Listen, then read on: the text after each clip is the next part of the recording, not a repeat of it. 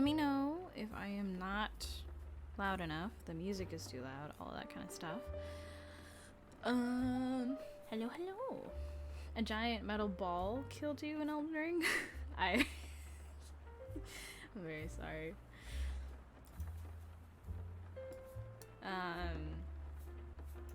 Am I not saying anything? Hello? Hello? Is this better?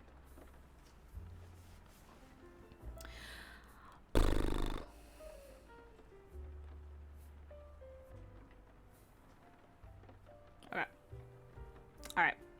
At any point I sound too soft, which could just be because I'm not talking into my mic necessarily, then let me know.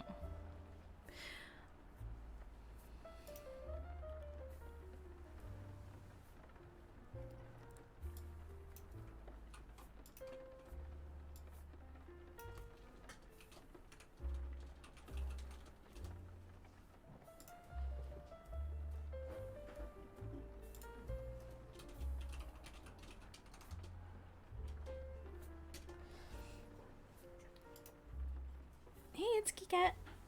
Hello, hello.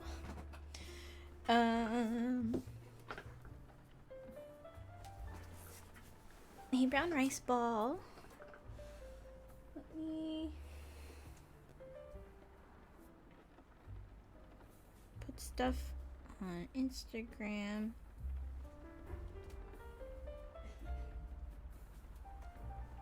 Hey, Walana. Hey, Sunburns.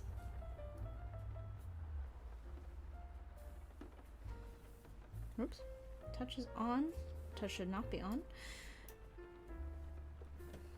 Splendid Scion, welcome! Welcome to the stream. Let me put up a bunch of stuff on like Instagram, Twitter, and then we'll get started. I want a link to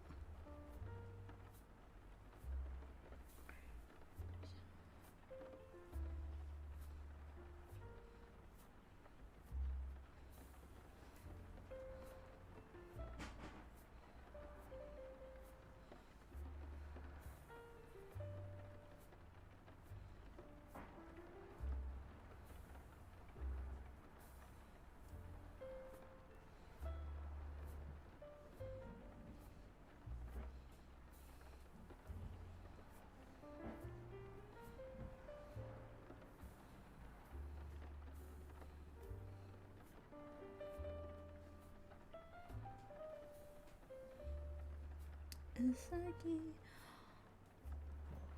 Thank you for the hugs.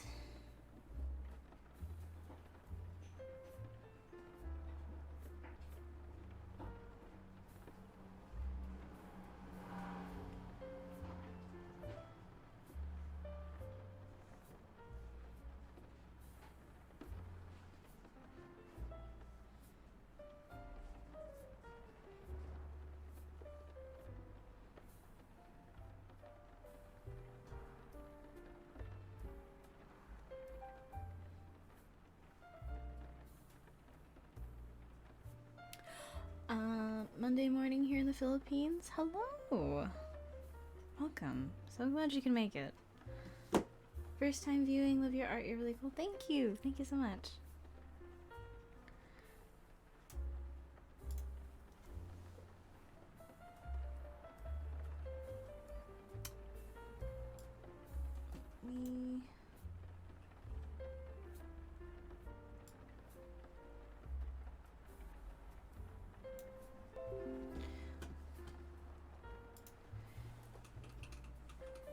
I feel bad because like I never posted anything on Twitter except to say that I'm streaming because I like don't post a ton of art anymore because they're never finished, but then I feel bad not posting something on Twitter, so then I'm like, oh haha, I'm streaming, no art though. Yes, so this is one of my D&D characters, who's a half elf, and I've been kind of going back and forth on her design a little bit, trying to figure out how to make her a little bit more interesting. And I decided that it could be cool because she has like a whole kind of not problem, but she has some kind of history with her past community, and she kind of wants to stay hidden, and she's on the run, sort of. So if for someone who kind of hates the fact that they're half elf a lot, like, what would they do? Maybe she'd cut off the tips of her ears to make her look more human. So that was like something I was thinking about when I was drawing this stuff. But not sure if I'll keep it. I think it's kind of interesting. I need to think about it a little bit more.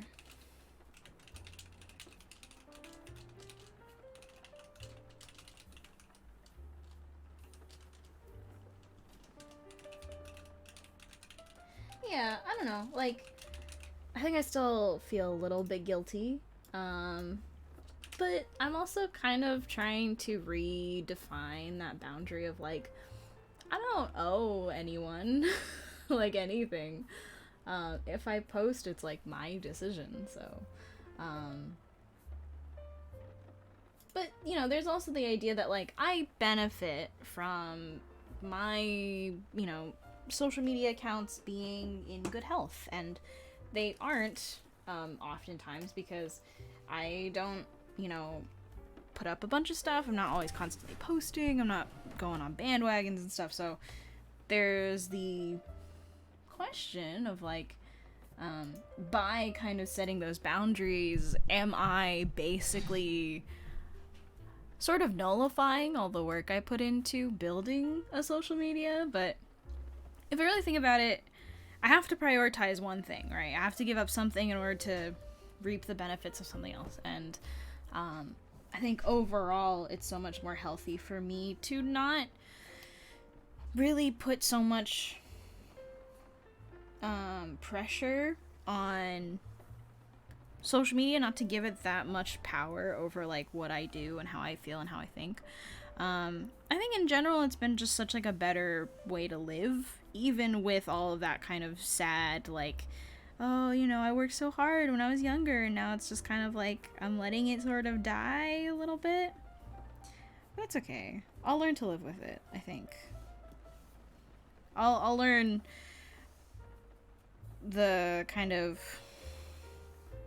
the boundaries that I'll once and for all have with everything, and I think in general it'll be a lot more healthy for me, at least. First time catching my stream live, 4 a.m. here in Sweden. Oh my gosh, well, thank you for coming by. I really appreciate the 4 a.m. join. I hope 4 a.m. is not you staying up super late, and it's in fact you waking up super early, but please go to bed if it is you staying up late. But I appreciate you nonetheless for coming by. Thank you very much. Let me see.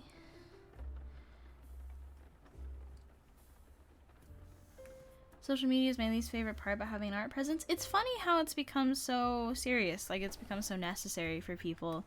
I don't know. I mean, it makes sense. It's not like it's totally surprising that it is, but at the same time, I don't know. I feel like when I started back in, like, 2014 or something, it just kind of didn't have the same sort of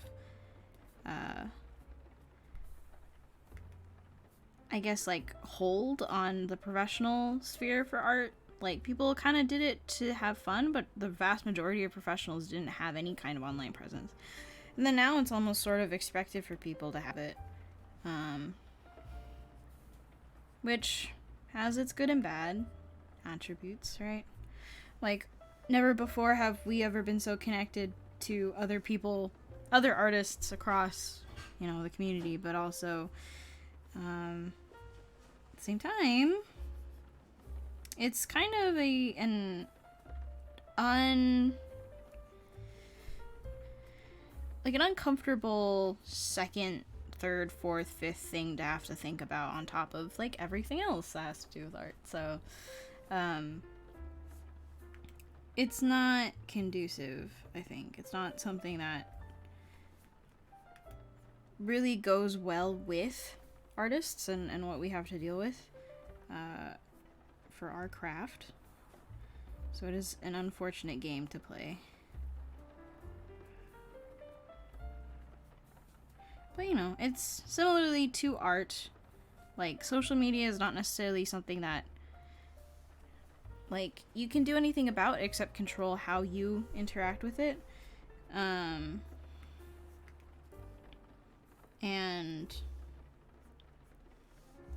that's about as good as we can, about as much as we can do is have our own boundaries for how much we allow that to have a hold on our lives.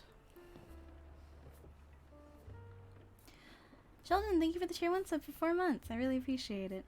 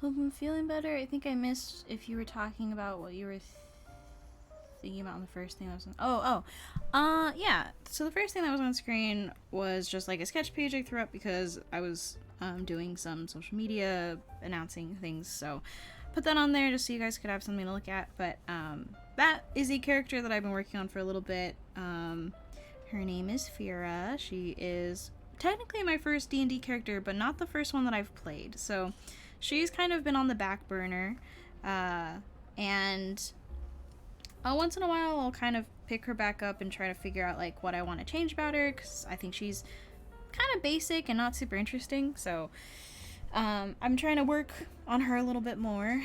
And a recent idea I had was, what if, you know, she had, because she's a half-elf, right? So she, and in her backstory, she has a little bit of that self-hatred for her half-elfness,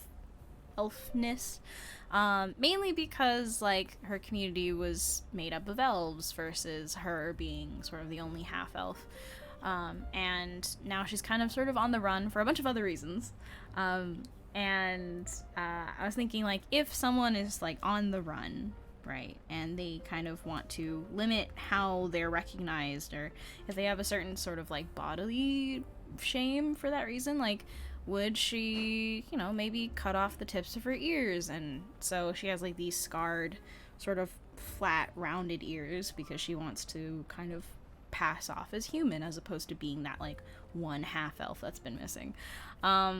It's a thought that I've been having, and I don't know if I'll keep it, but it's there. And I figured I might as well put it down on paper and just see what I want to do with it.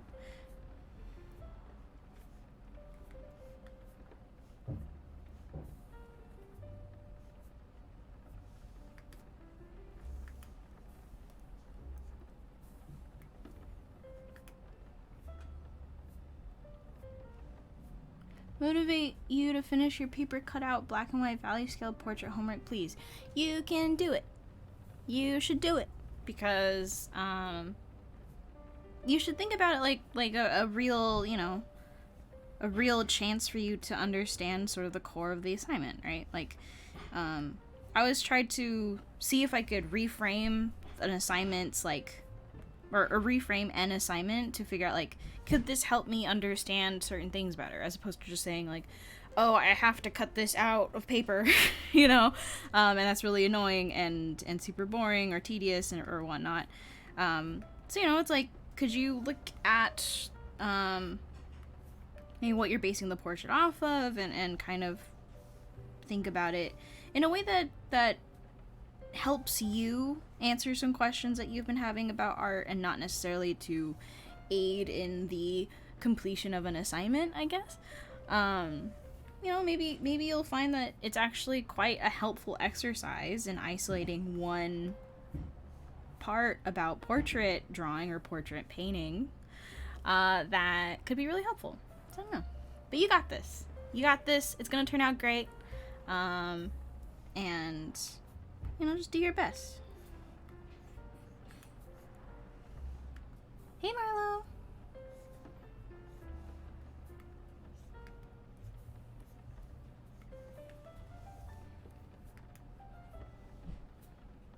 Had a D&D night, feeling very tired, but I'm happy with the character. Nice. I have been struggling a lot with, like, trying to figure out how I want to play my character. Because I have my owling, right? And I've showed you guys kind of what she looks like. And we had, like, my first D&D experience campaign. It was so fun. I can't wait to play the next one. But you know, we had our first D&D campaign, and as I was playing her, it was really hard to kind of figure out, like, who she was versus, like, me just wanting to, like, talk and figure out the mystery or whatever we were doing, right? So, she's, and I also have the added thing of the fact that she's mute, so whenever I talk, I kind of have to describe, like, oh, she's writing all this down to you, but there was an aspect where I'm like, I want her to be a little bit more calm, a little bit more, like, stoic compared to the other two characters, because I thought it felt like it fit her personality. But then, like, the more that I played her, the more I was like, yeah, but I as a player want to know more about, like, the campaign that we're doing and be more involved than that. So she's kind of changing in personality. So it's been difficult for me to figure out, like, where to draw the line of, like, how much of this character is me and how much of this character is like, faithful to the logic of her backstory. Because, like, she could definitely grow to be a lot more open and talkative and inquisitive, but for, like, total strangers just starting out, like, maybe it doesn't make any sense. But I'm too curious. I'm too curious about what we're doing that I'm out here trying to solve this mystery, I guess, in our campaign. Hopefully I'll get better at that at some point.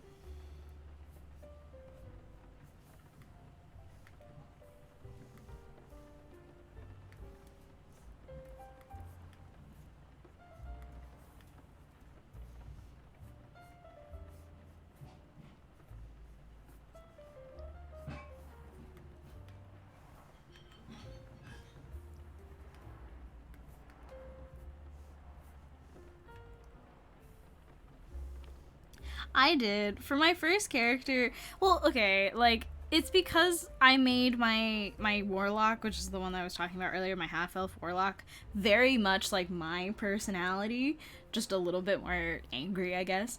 And then I was like, oh, I should make it, like, a totally different character. I should make a totally new thing. And I ended up doing a totally different character that I don't know how to act through. So it was a little bit tough, for sure. And I can't even, so, like, Gary can do this, like, owl hoot, and he can do, like, this, like, trill for her, and I literally can't do that even. I can't even do that. And she's an owl, so it's like, I'm struggling with her, but it's okay. My first D&D character, which is the half-elf, is a warlock. I'm thinking, I originally said Pact of the Chain, but I think she's actually Pact of the Blade warlock. And my Owlin, which I am playing now, and I'm having trouble with, is a bard who's going to multi-class into a barbarian. So she's gonna be a barbarian at some point.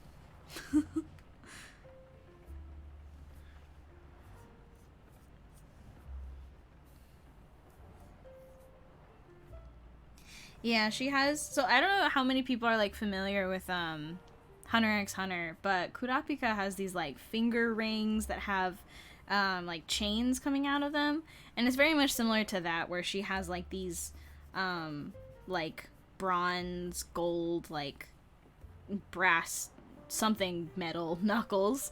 And when she materializes like these magic blades out of them, and they're like on chains and stuff. Because I guess I like Kurapika's too much. That I really wanted to play something similar to that. But yeah, so she's a warlock, and I really want to play her at some point. Yeah, the net power system is great. It's cool and it's easily understandable. It's like not super convoluted. It's when they introduced it, it made a lot of sense.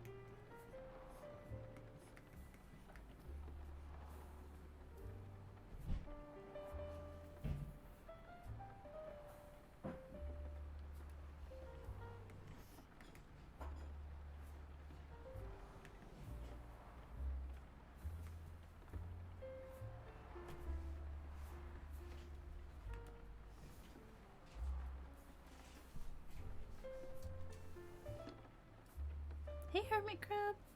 How are you?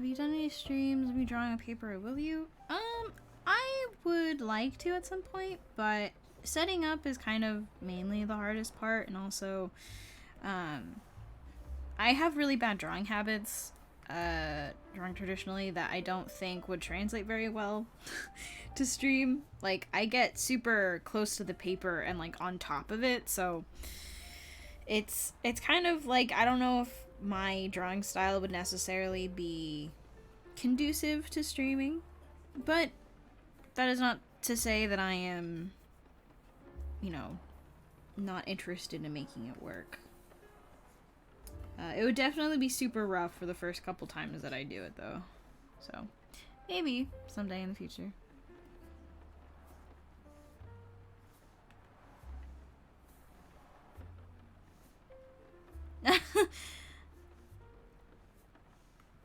I mean, I've thought about that, like, have a GoPro, but I don't think I don't know, can GoPros can stream, right? I don't know if their quality is super good.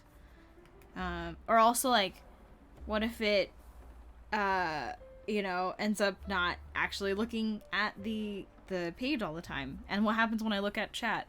Like, you know, all those things.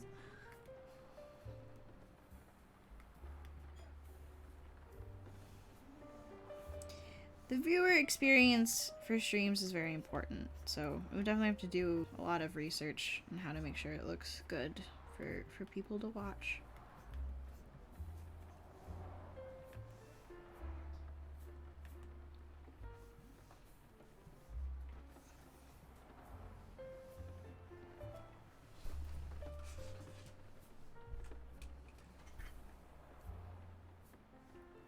Well, it makes sense if you're cooking because you're constantly moving around and stuff.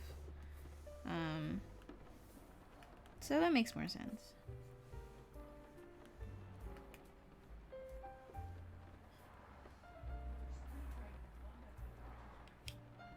Have I watched Critical Role season 2 or just those moments compilations?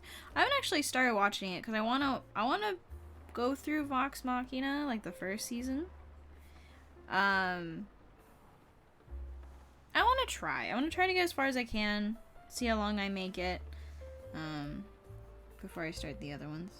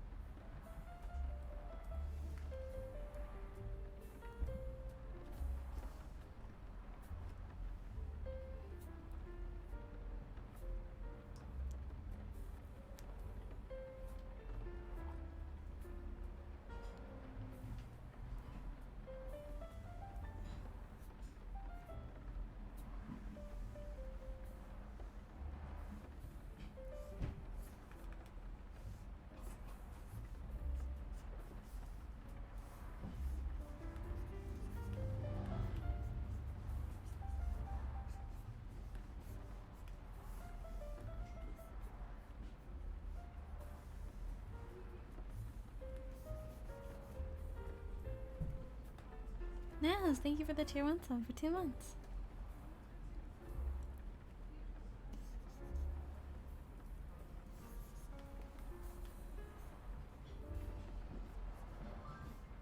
Honestly, like, sometimes just watching, like, the clip compilations is sort of enough to, like, tide you over.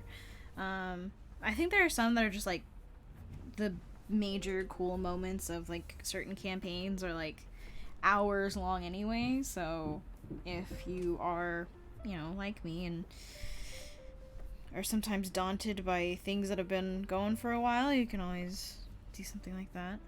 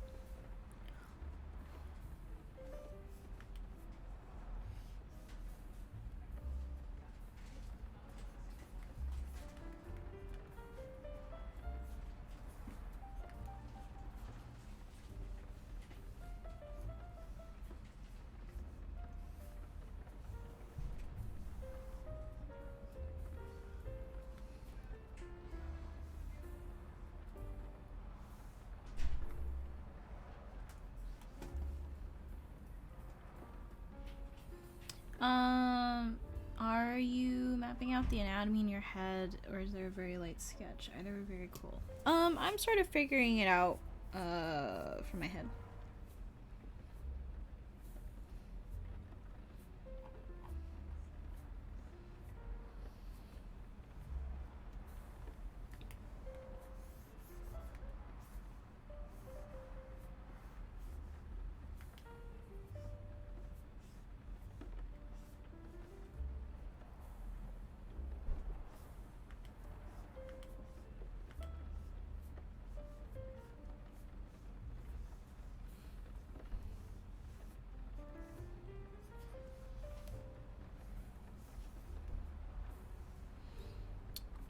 Okay, I think that's it for the characters. Now let's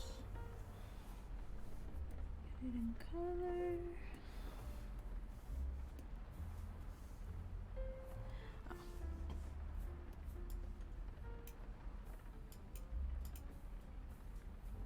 Thank you, Panda.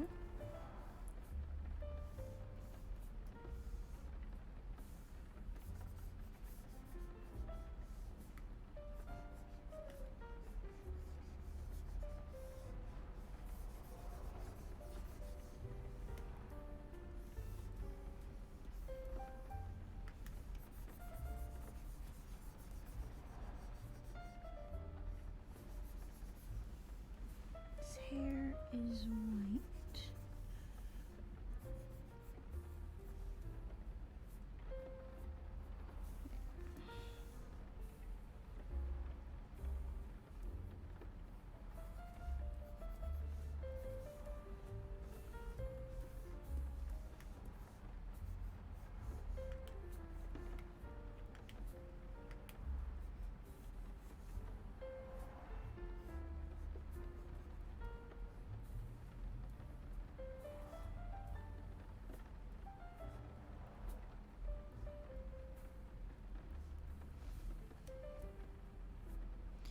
know the Locked Tomb series? I do not. What is that?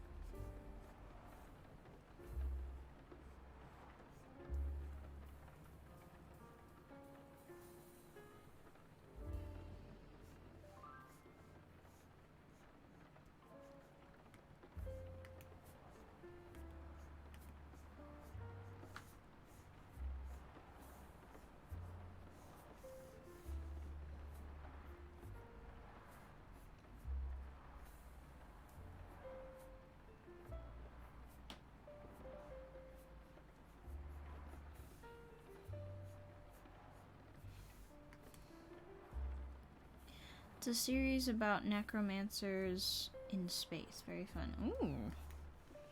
That sounds cool.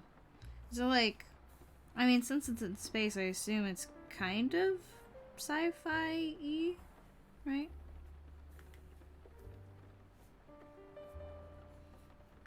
But is it, like, sci-fi in an alien way? Or, like, I don't know. Sci-fi fantasy? Which makes sense in a way.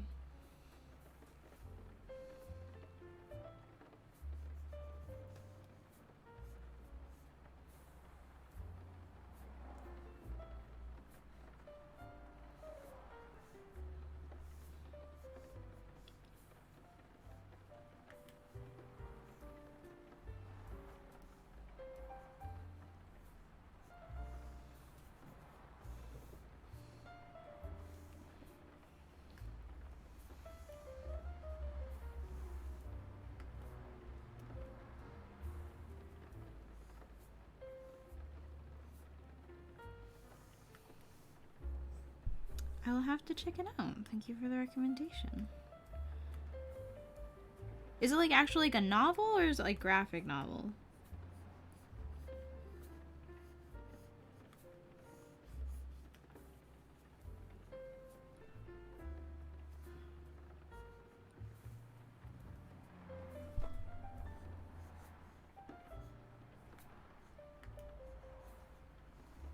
Regular book type novel. Okay, cool. Yeah. I've been wanting to read more books actually, so this is perfect.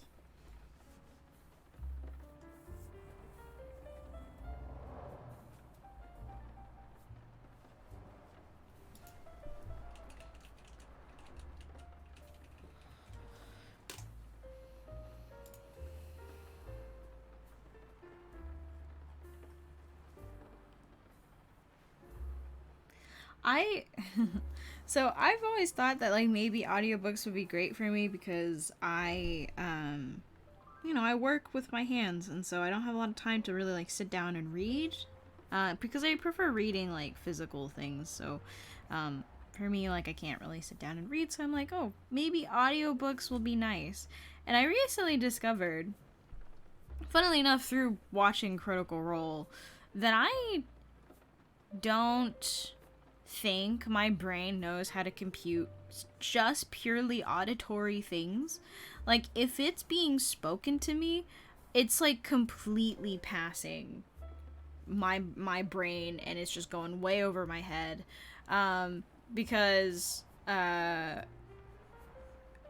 not reading something. Like, I think this is why I have subtitles on for everything. I love reading while watching something or like reading while listening to something, which I think is why like notes when I was in school made so much sense to me, because I'd be writing the thing that I was listening to. But if I'm just listening to something, it completely passes my brain. I've tried audiobooks and I am not able to retain any information, but I can read like a 300-page book in like 3, 4, 5 hours and remember all of it. So I'm starting to think that I really just can't listen to audiobooks. And like stuff like Critical Role, it's the same. Like, I was in bed last night trying to watch. I was interested, so I watched the beginning of Campaign 3, and I'm very interested in Campaign 3. But Matt was describing, like, the setting, and for the love of all of that is holy, I could not compute what he was saying. Like, he was describing, like, directional stuff, and I'm like, nope, out of my brain. In one ear, out the other. So I had to turn on subtitles, which thank God they subtitle everything, because I almost predominantly read subtitles whenever I watch stuff. So after I did that, then it made so much more sense. But it was like, man, I really wish audiobooks worked for me, because I want to read more books. I just don't have the time to actually sit down and read the book. And it was a very unfortunate discovery that I made last night, because I always thought, like, oh, you know, maybe I'm just tired, or, you know, maybe I really have to just, like, figure out, like, what part of my brain needs to focus, but I really tried. I really did try. And I don't think I can do it, so I'm just gonna have to sit down and actually read these books.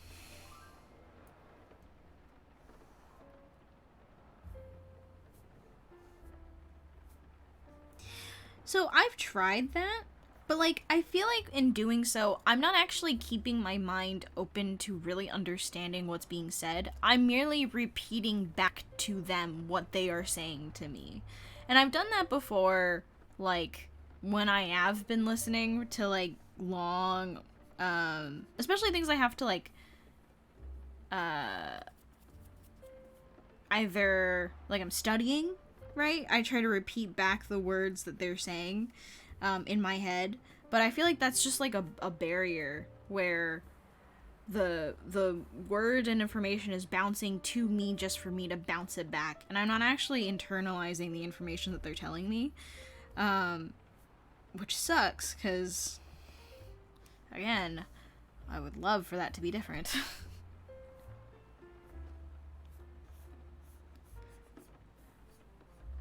Yeah, I think I'm just a very, which I guess makes sense. I'm very much a visual learner, because I need to see the thing represented.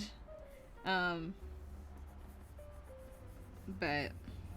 I mean, I have off days too. Like, there are days where I read like a huge pile of text, and it's like, nope.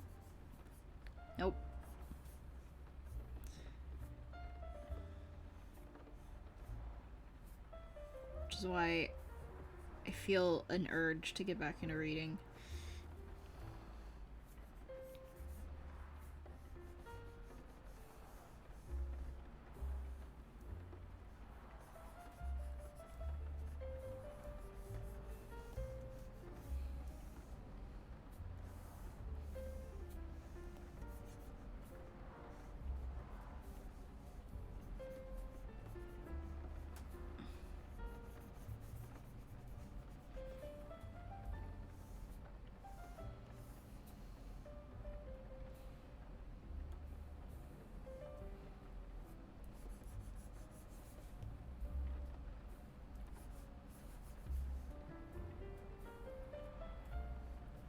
Honestly, I feel like maybe watching a ton of anime when I was younger really changed me, because, like, I don't watch anything without subtitles. I watch movies with subtitles, TV shows with captions, YouTube videos with captions. Like, even if I understand the language, my hearing's going. Like, I'm gonna be watching this with words, text on the screen. I don't care how big the text is. I'm gonna read it. And it's just so much easier for me to, like, consume content when I can just, like, read the words as they're being said. Solas, thank you for the 2 months of 8 months. Hope you've been doing well. I hope you've been doing well too. I have been doing pretty okay. Some might even say good. I think lately I've been doing alright. You know, it's like ups and downs, but overall, I think I'm in a very good place.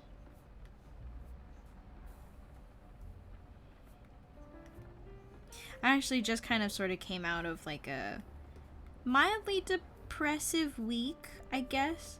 Like, You know that feeling when you're not really sad, it's just a lot of other things in your life sort of start to fall apart a little bit. The first thing to go for me is, like, I don't keep my room the cleanest. I'm not a super, like, clean person.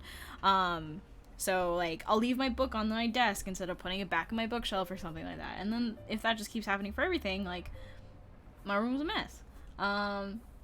That's kind of the first thing to go. I'm not necessarily sad, I'm just not present. I don't feel present. I'm untethered from reality and all that kind of stuff.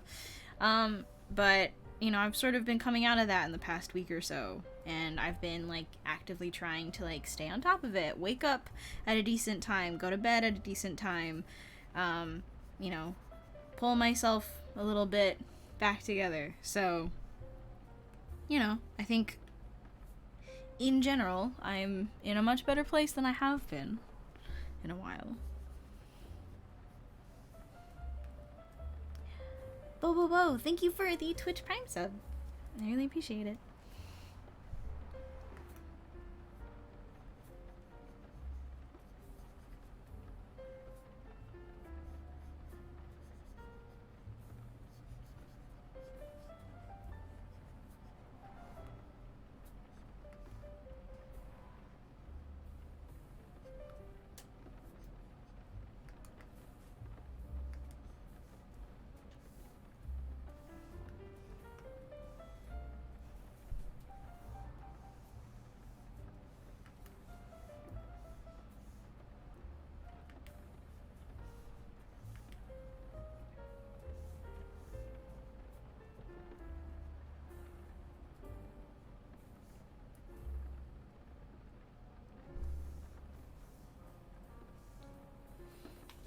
Colors of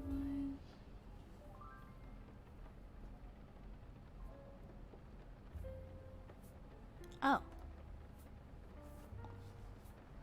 Just for the iron. Okay.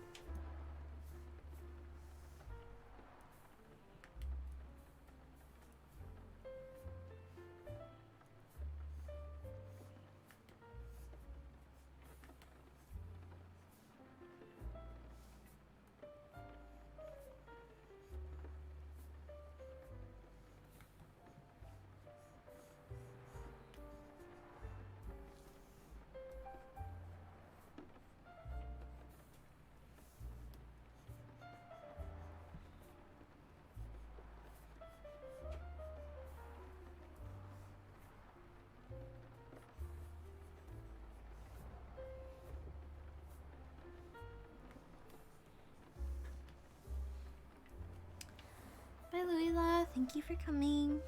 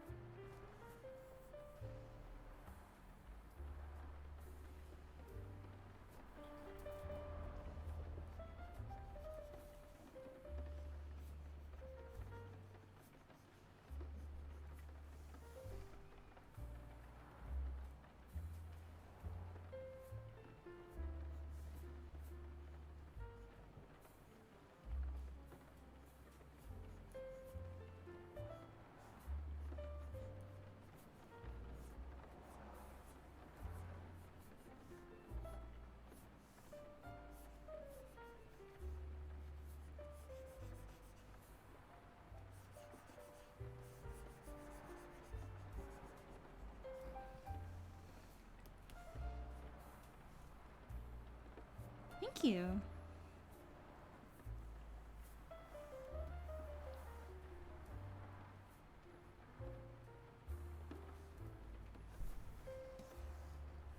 Well, I do find it funny that people still think I did the concept for it.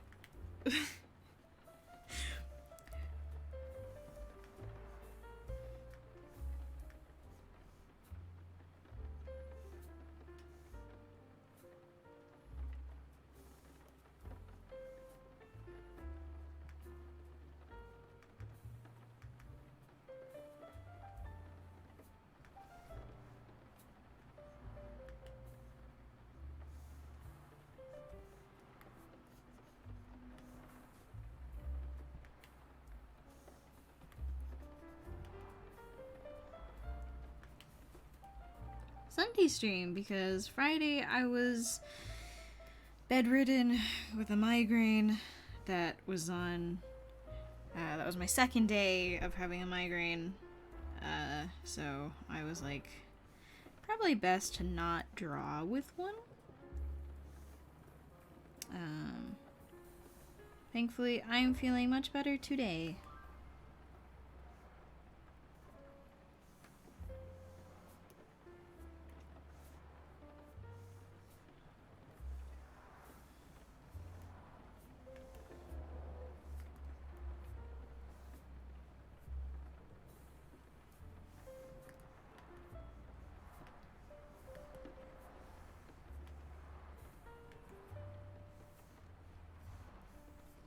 I will hydrate in a second.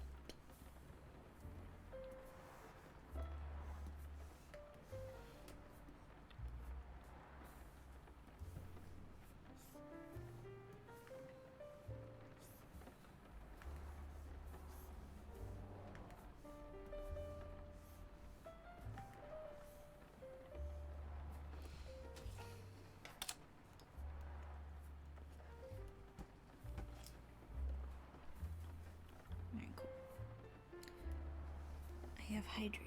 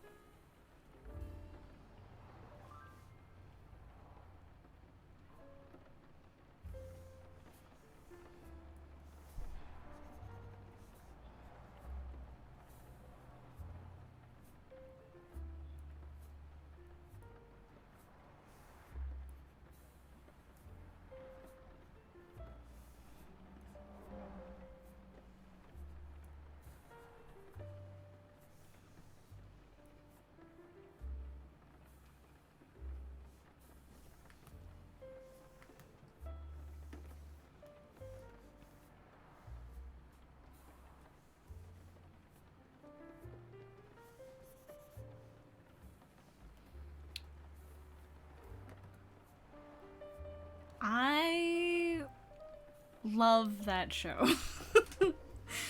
Oh, what was the Japanese name for that show? Why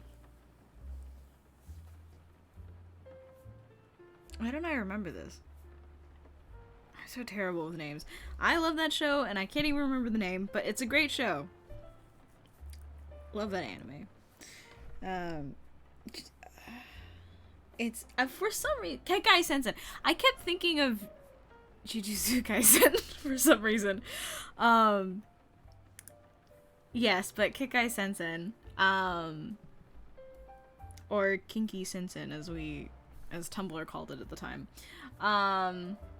It's about like a bunch of blood power users that hunt vampires, essentially.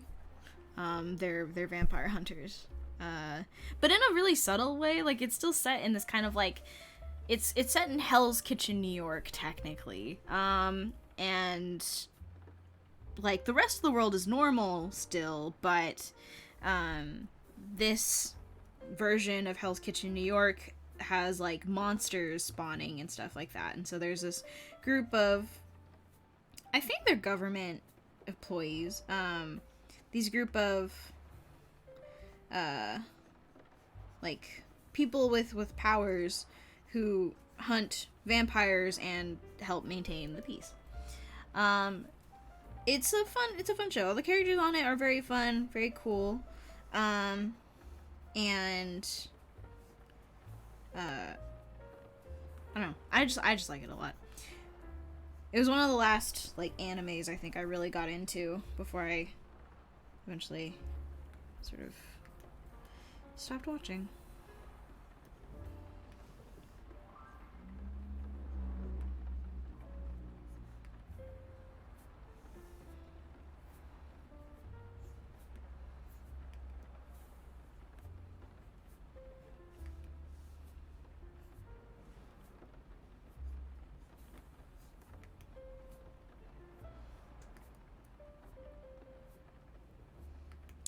Yeah, I like the opening and the endings are really popular for their own reasons. Like, if you've ever seen a video where characters are dancing to a song called, what is it, Sugar Beat and Bitter Step or something like that? Sugar Song? Sugar Sweet? A song like that. And they're dancing in like, kind of like evening wear against a red curtain. Like, people did a ton of parodies of that ending song. It's from that anime. And it's a great show. I think it's only one season of it, or are there two? Forget.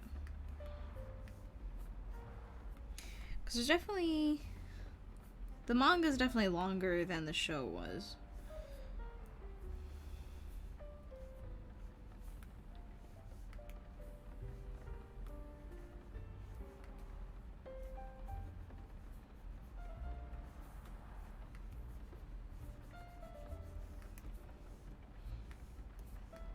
Sugar Song Bitter Step. There you go. No. No, I am talking about Kekai Sensen. I mean, Jujutsu Kaisen is a good show. A good series. I read the manga for a little bit and then I never got into it after. I kind of gave up reading it after a while. So I don't really know much. I think at this point, like, I am not up to date with what's happening even in the show.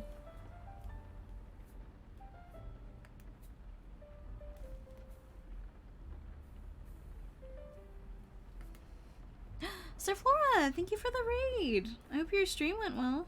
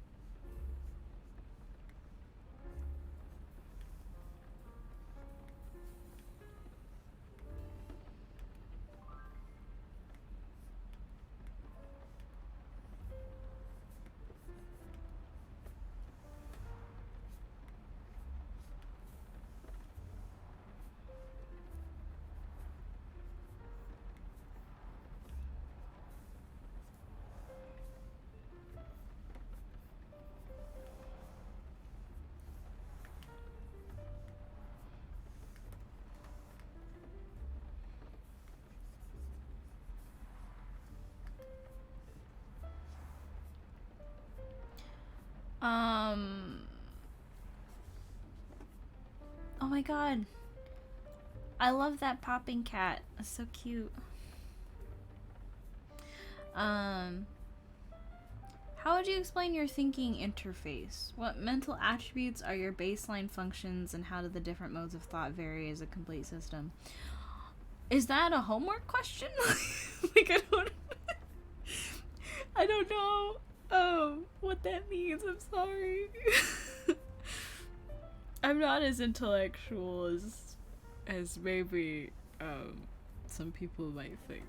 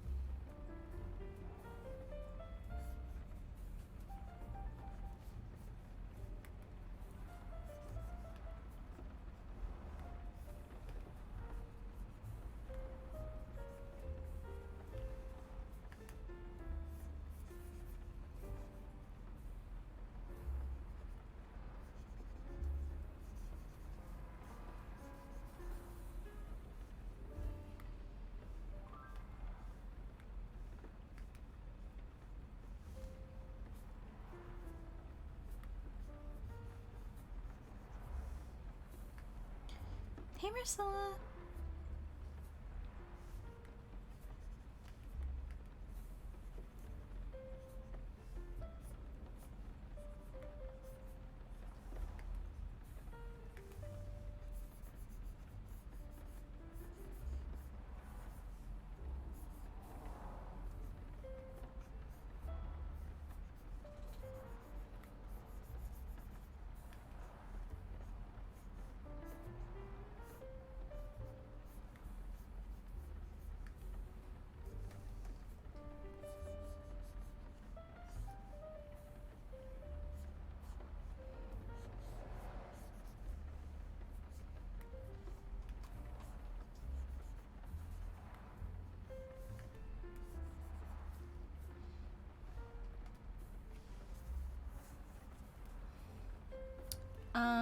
Have you ever, like, lost the ability to draw something if you're not drawing in months? Because that's what's happening with animation. I want to cry. Yeah. I think, you know, it comes and goes, right? There are times when, like, I kind of stopped painting for a really long time, and, I got really nervous going back to painting because I felt like I didn't know what I was doing. Everything came out super weird. I didn't like how anything looked, and it was kind of just like a weird time where I was wondering if I just kind of lost the skill. I've taken breaks from drawing. I've taken, time away from certain skills, came back and felt like they were worse than before. I've sometimes felt like I've gotten better in the time that I've not been practicing that skill. It's really dependent, I think, on just, you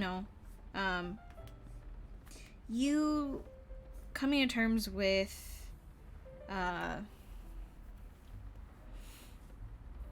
both getting back into the practice of really using that skill and getting comfortable with it again, and then also sort of maybe what kind of mental blocks are stopping you from really understanding this the same way that you did before or in the new way now. I don't think it's not something you can necessarily control in terms of what's having it happen to you, other than working with the facts of what is now is true, which is, hey, this skill is now difficult, or I feel like I am worse at this now, or I feel like I haven't really gotten much practice with this and I've gotten less and less comfortable with the skill, then, you know, that's the new thing, right? That's the new normal. Are you satisfied with this new normal? If you're not, then, you know, we just have to kind of figure out how we can fix the problem. For the most part, I've discovered that just kind of time and patience in terms of letting yourself sort of regain this new comfort level with the skill. Sometimes it's actually a sign that you have improved, but the old way of you doing this thing, or the old way of you kind of exercising the skill, no longer works for you or feels really foreign to you. Sometimes I've discovered that it sort of takes, like, subconsciously your brain knows that you are better than this, or that you've kind of grown more than this, but you physically kind of don't really have that same thought. And so when you're kind of trying to work through this task of maybe drawing humans or painting or doing whatever, it feels kind of like, you know, ice skating for the first time, or dancing when you aren't really much of a dancer, or, you know, something like that requires practice and coordination. It feels wrong. And your brain kind of has these subconscious decisions or thoughts about how, like, you know, actually what you need is to reframe this skill or this thing in a different way, because you know, you've outgrown the kind of previous way of thinking about it. It's hard to tell, right? You can never tell with yourself. You can never anticipate it. You can never really plan ahead for it, outside of just kind of being prepared to tackle this issue whenever it comes up. So I'd say don't be too hard on yourself. It happens to everyone, even if it doesn't feel like it does. And it does suck. It always does, and it'll happen again in the future with a new skill or a new thing. No matter how good you get at something, you'll always feel like you have sort of lost a part of your skill set, a part of your, you know, I guess, identity. But I think ultimately it's really just going to take some time for you to get back into the flow of things, time for you to, like, really take a second to recontextualize, like, you know, this skill. Like, maybe it's drawing people, maybe it's designing characters, maybe it's designing environments or props. Like, you have this knowledge in your head. It's not like you've forgotten it, but translating that back into what you are, you know, trying to use it for, like what you're doing now, is going to require a little bit of time, a little bit of getting used to. However long that takes is fine, but just don't, you know, punish yourself too much for needing to take extra time. This stuff happens, and there's nothing you can do about it. Then learning to grow with it, learning to live with it, and also learning to allow yourself the time and space you need to work with it. You'll get better as time moves on, and you kind of get a better sense for, like, in general, just how you prefer to handle these new sudden feelings of, like, doubt or anxiety or confusion. Everyone handles it differently.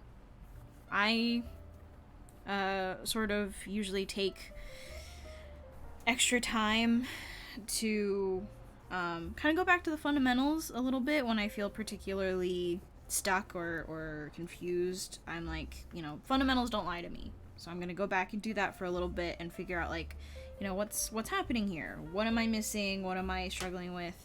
And that's kind of my go-to. is the framework that fundamentals don't lie to me. In the way that style and abstract and kind of like this taste aspect of art can lie to you. I know that I've taken time and spent time in this, so it's not like I've lost anything. But maybe I just need to put all the puzzle pieces back together, and it's a new puzzle. It's not the same one I remember, but it's a new one. Because I've grown, I'm different now, and that's something you kind of have to learn to live with and work with.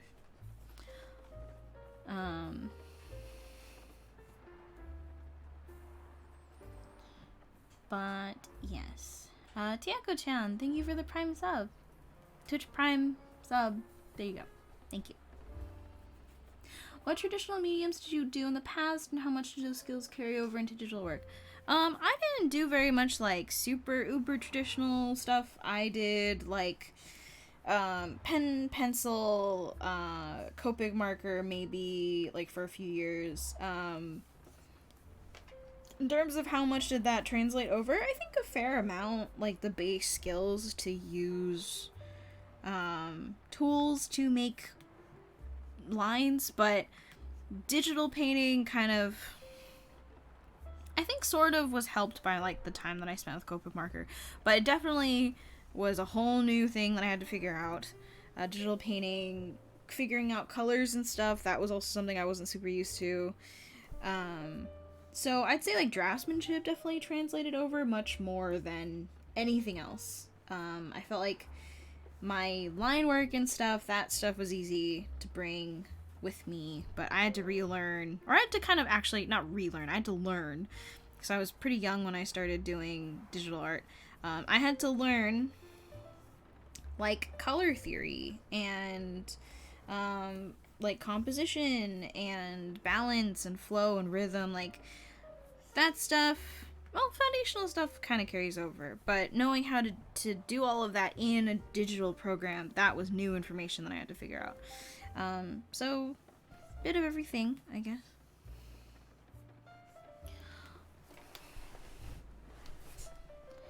Am I a loose-handed drawer? I don't think so. I think I'm actually rather uptight.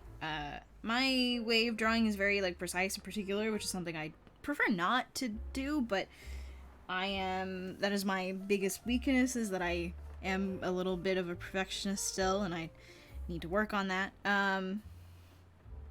But I would prefer to learn how to draw a little bit more loosely in the future. I think it'll help me a lot.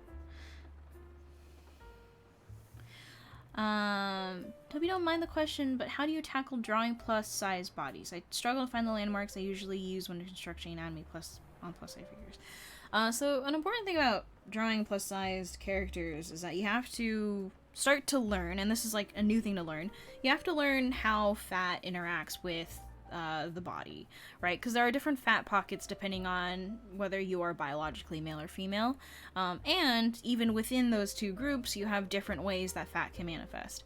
Depending on your type of body, depending on genetics and all that kind of stuff, depending on what you do with your like, activity-wise, what, maybe even, like, the types of foods you eat will change how fat interacts with, both muscle and silhouette and body type. So, important thing to learn first is to learn, like, all the different ways that fat can exist. So that might be through, you know, looking at various pictures of plus-size models and seeing what are common places that fat exists, what are common places that, it sort of maybe comes in, maybe doesn't. Does that depend on their body type? Like, pear-shaped bodies might have an excess of, or more commonly, excessive fat around, like, the lower part of their hips, but maybe not so much on the legs. Like, their legs are actually rather average in size compared to maybe extra fat around the hips, maybe the love handles, maybe on the bottoms of their like, near their tricep area. How does fat build around knees, joints? You know, does it bulk out their shoulders, or are they primarily near the midsection, right? Do people have much more fat around their stomachs, or do they build it everywhere else? But then there's parts of them that are you know, don't have as many fat pads and therefore don't really change depending on their weight. That's kind of something new you have to learn with drawing plus size models, right? Or plus size characters in general. Models are a good place to start. It's difficult to find just kind of average, average photos of plus size people or anyone that's heavier set, because you also have to think about, like, sometimes we consider someone plus size, but they actually are an athlete. Generally, they aren't necessarily muscular in the traditional way, and they're not lithe and agile in another way, but they are still athletes with muscle. How does that differentiate from fat? How do you differentiate between different types of heavy set, heavyweight, bodies? That's something new to learn. That's something you kind of have to learn from observation. And it's not the same for everyone. People kind of show fat differently. And again, it is dependent on genetics, like where that occurs. Some people kind of sort of have a very overall,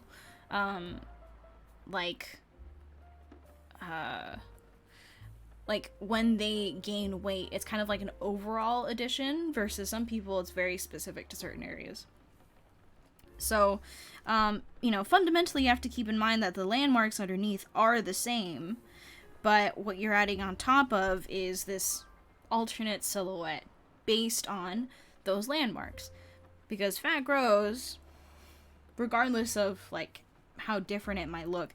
They grow in the same areas, and so you still do have to keep that structure in mind, but you have to account for the fact that, like, now on top of the bones, then the muscles, we also now have the fat layer underneath the skin, which is a whole level of translation that has to happen, but it's there. So it's not like you're throwing out the landmarks, but you're using them in a slightly less obvious way, I guess. But it's good to know anyway, because I think in general people are a lot less close to the, like, ideal muscle type that we learn when we learn anatomy. And you will most often find yourself not drawing those super muscular types anyway. Because, there's so many more different, like, bodies out there than the classic hero or the classic athlete look. And knowing and being able to kind of modify the way that you design bodies dependent on their weight is actually quite a helpful skill, and not one that I see people practicing a ton. So it's good to hear that you are actually trying to understand this, because it is definitely a skill that is quite underrated.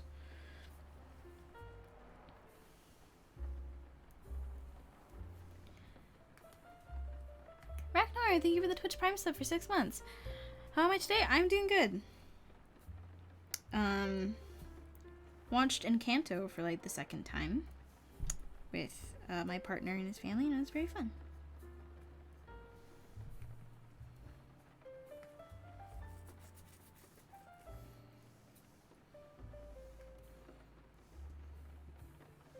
I almost forgot his tattoo, and I even wrote a note to say don't forget his tattoo. Okay.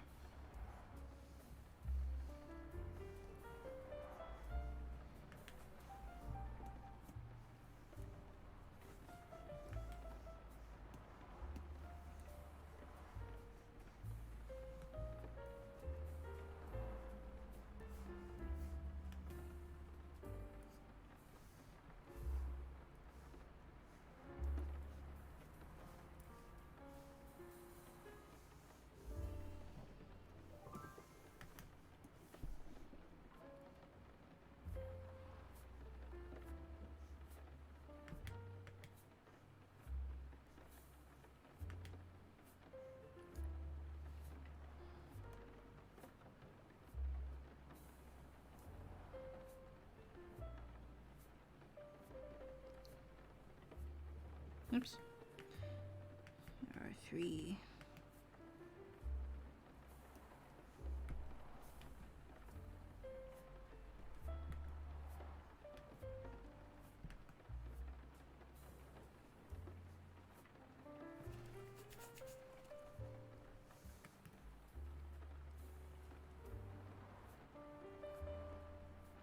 Start closer.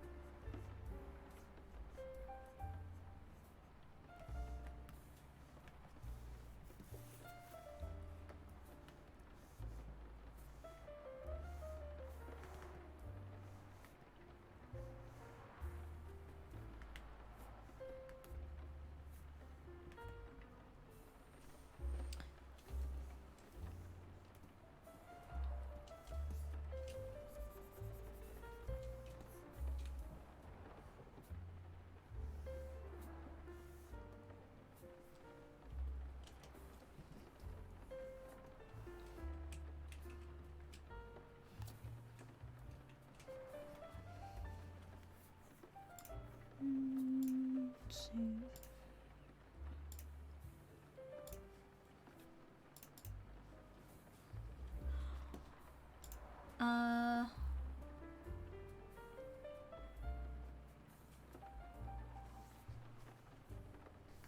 Of your job, where can I download your brushes? Currently, brushes are only available to people who are Twitch subs. I'm currently moving my store, which has all my brushes, to a different thing. So, unless you're a Twitch sub, you currently can't have access to any of my brushes, but maybe later on this year I will have that all set up again. Do I know any artists in AA or work with those who have to learn through addiction? I have personally, at least as far as I know, I don't know if that's the case and I just don't know about it. I don't personally know anyone, but I do know that that has, like, there are people out there that do struggle with that. So, as far as their stories, I have no idea. I have heard of artists, I feel like, but I don't think I know them personally.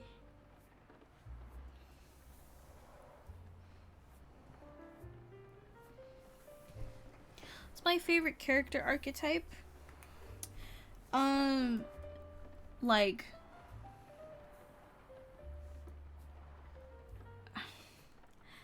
man, design wise, I really like the what would be my favorite design? Okay, because, like, my favorite character archetype, if you were just to ask me, I like the best friend. Like, I like the childhood best friend character personality because I'm basic and I lived on Tumblr in the era of 2008 to 2010. But if you're talking about, like, design archetype, I generally like villains a lot more. Like, I like the sort of kind of like darker design motif. Ones with, like, kind of like the sharp shoulders and the big silhouette. Like, those are fun. Yay! Welcome! Yes, thank you for coming by. I really appreciate it. I won't yell at you this time.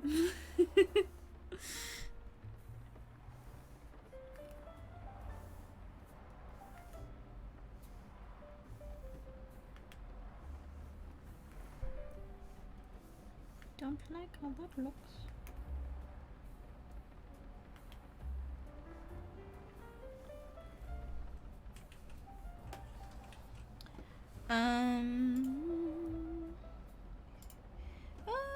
Both female and male childhood best friends, yeah. Like, I just really like,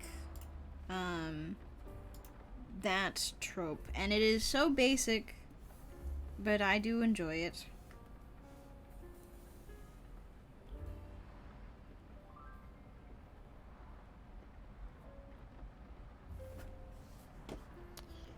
Actually, let me...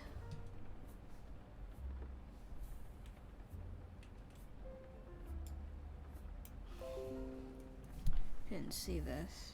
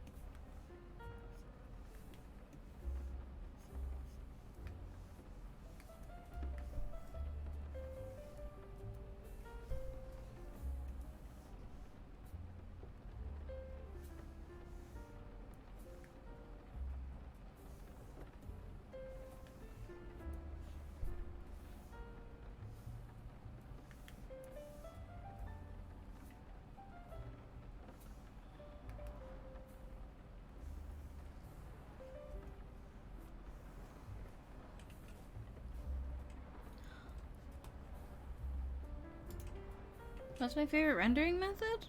I don't really like rendering or I want to save it as a PNG. But I guess it'd be painting. Sometimes I enjoy it, but then other times I don't. Okay, so he also wanted a chibi.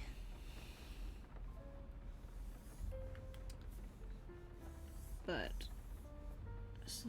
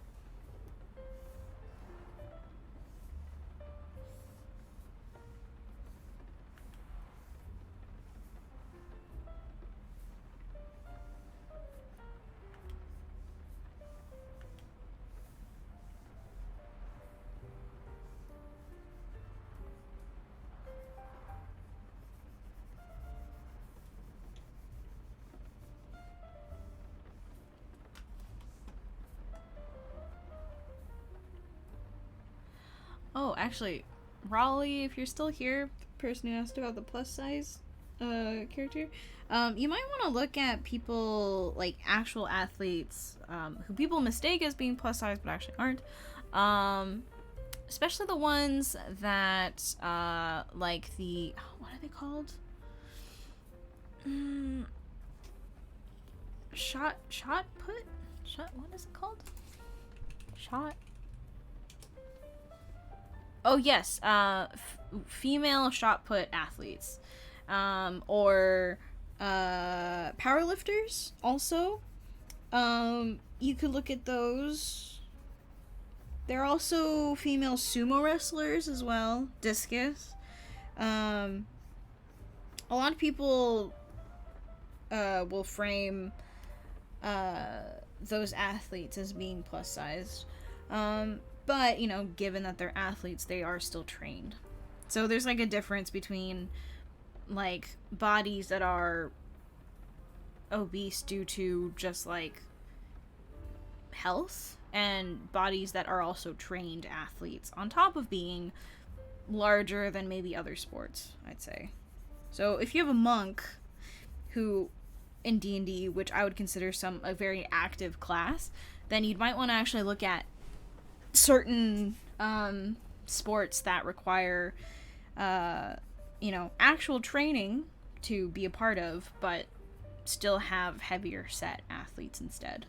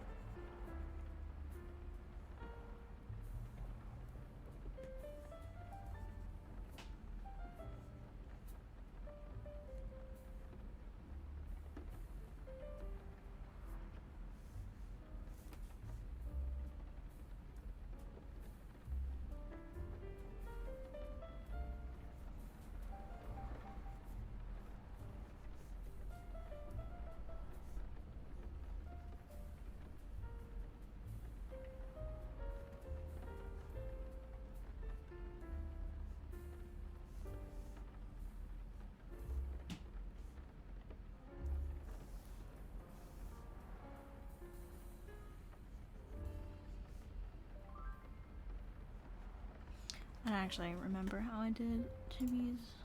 I'll have some look.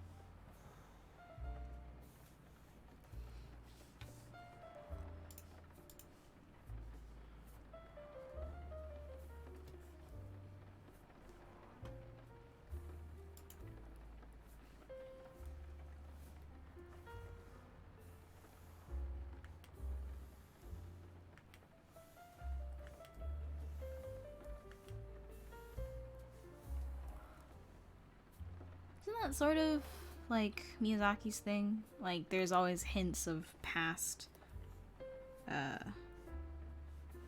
or ruins of past, civilizations.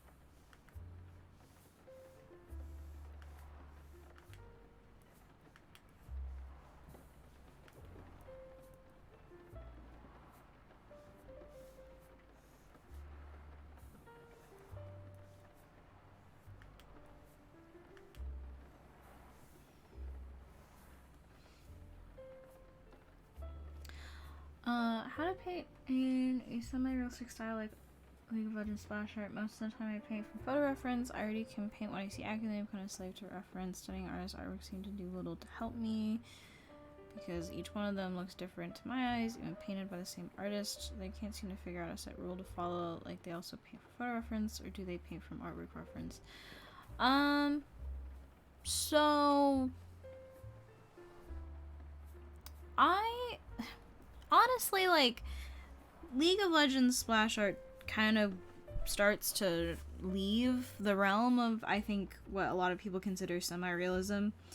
Like, they paint from reference occasionally, but it's never seriously to use that reference as a guide for anything beyond, like, the technical question of how do I draw this pose or hand or something. But they take a lot of creative liberty with how they use and implement reference, because the point of it is not to paint a realistic painting and to follow life exactly. They're trying to paint beautiful, idealized versions of that.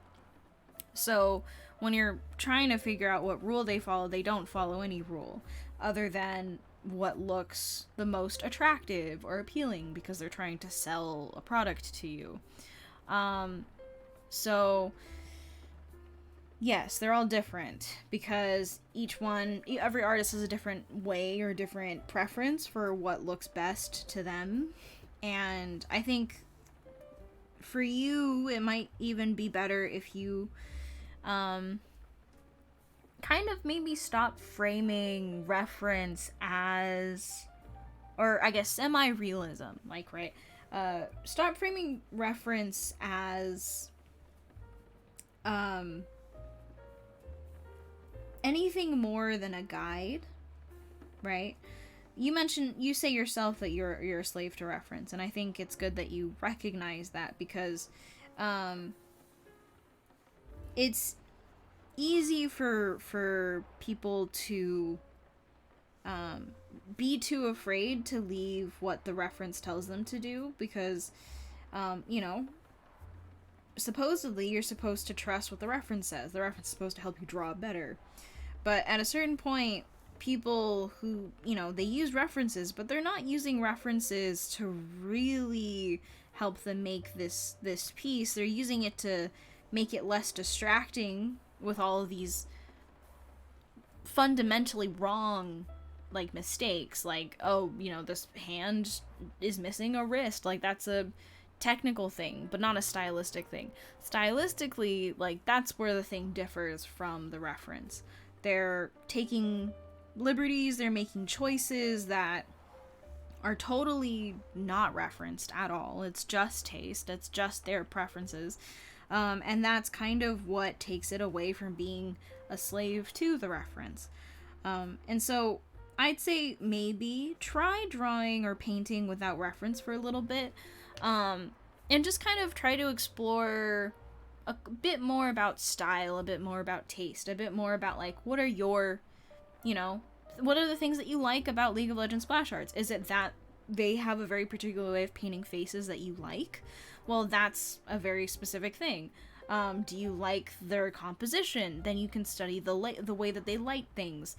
I can assure you that there are so many things wrong about how they paint those splash arts in terms of fundamentals of lighting, fundamentals of color, composition, like all of that. But it doesn't matter, because that's not the point. They're not trying to make these technically correct pieces of art. They're trying to sell you a fantasy, a character, a product, and they're trying to make that look as cool and interesting and exciting as possible. So their lighting is not accurate, their anatomy is often not the best or not even correct, but that doesn't matter because the character looks great, or the pose looks interesting, or the composition looks fun and cool and exciting, because all of these things sort of weren't as researched or referenced as they could have been.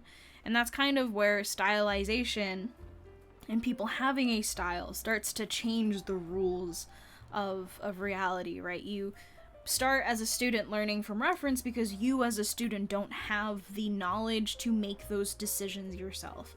But once you have learned from reference enough and you start having your own tastes and your own ideas for what looks cool and interesting, reference becomes less and less important. It's not about replicating reality, it's about making it look cool. And people don't really care about your reference. They don't care about the photos and the research that went into making something. They care far more about what the thing looks like, what the result looks like. That's where people with a certain taste, a certain style really come in. It's that final product that people care about. And so for someone who is super, maybe attached to referencing, because maybe to you it feels like if you don't reference, you're doing it wrong. Try and maybe draw for a while without using reference. Start to learn what it is that you like about art that isn't about trying to make it correct or make it look better. Think a little bit more about what is cool, what looks nice, what do you like about all of these different League of Legends splash artists that you want to emulate, that you find interesting and fun. And think more about, you have all this base knowledge from using reference before. How do you really implement and marry those two things together? It's like at this point, if you've done enough portraits, you kind of know how a face looks. You know the bone structure underneath. Generally, I hope, if you've been using reference, right? Because that's another thing. People talk a lot about using reference, but they don't really talk as much about getting to a point where you understand things without having to use reference. There are certain artists that I think live and die by using references because that's the thing that they want to do. They want to be able to have, research behind what they draw, and that's cool and that's fine. But for me, at least, I think there's something really fun about drawing without that kind of tether to reality. Drawing without, or painting without, that kind of pressure to emulate what is there and real. And so a lot of what I do generally doesn't use a ton of references until I really need them. And so, this ultimately depends on how comfortable you are with that idea. Some people find it very, very difficult. And potentially it makes it harder for them to draw because they are kind of not comfortable drawing without a guide, or planning ahead of time, or having all of their research with them, and that's fine. But if you find yourself totally locked by the stuff that you're looking up, by the references that you're using, and you feel like it's preventing you from making certain decisions, or even exploring certain things or experimenting, then maybe that's a sign that you could try to not use reference as much. Like, you can use it to reference a pose, right? You can have it so that you know, oh, the arm can't bend further than this, or so, that's a guide. But you can then decide, hey, I think I kind of want to push this silhouette a little bit more, so like the pose is a little bit more exaggerated than your reference. Something I've discovered is that after a certain point, people generally don't, like when they go figure drawing and stuff, they aren't trying to draw this figure faithfully. They aren't trying to just draw from life. They're kind of using it as a way to remind themselves, like, hey, this is what this pose looks like in real life, but I still want to stylize it, exaggerate it in different ways, and make it mine. That's kind of what happens after a certain amount of time, if you're someone who stylizes their work. Should I try referencing artwork while painting? You can. Like, master copies is a generally accepted way to study art and styles. I'd say do a bit of both. Like, try to draw on your own without any of these other things. Too many different artists kind of influencing your work can sometimes confuse you. Find maybe one or two people that you say, this is like two examples of what I really want to be able to do. Because I think the more artists you invite into that space, like the kind of more confusing it can get to try and figure out like what's the common thing amongst all of these artists that they do that I can learn from. So pick like two artists, right? Pick two, maybe one piece from both of them, and kind of try to figure out like what it is that you like about their work, right? That's often not as easy to figure out, but it is important because what you're trying to do here is to understand what it is that you like about their work, what it is that you want to do moving forward. And once you have that idea, it's a lot easier to then give yourself the time and sort of permission to not follow your references nearly as closely as you might have before. So yeah, take some time to reference artwork, but also, don't totally do that and not ever try just drawing on your own, or try drawing with reference, but allowing yourself to make some changes to it. There's a ton of different ways you can do this. The thing I would tell you to be careful about is it's not black and white, right? You can't just say, if I reference artwork, then this won't be the problem. Or if I don't use references at all, this won't be the problem. Ultimately, it's going to be kind of a mix of everything. And once you figure out sort of how you want to put this in your brain, this idea of your own creative liberty, your own decisions, changing what you draw, how you draw, because now you're at a point where you're not really learning how to draw anymore. Now it's, how do you want to draw, right?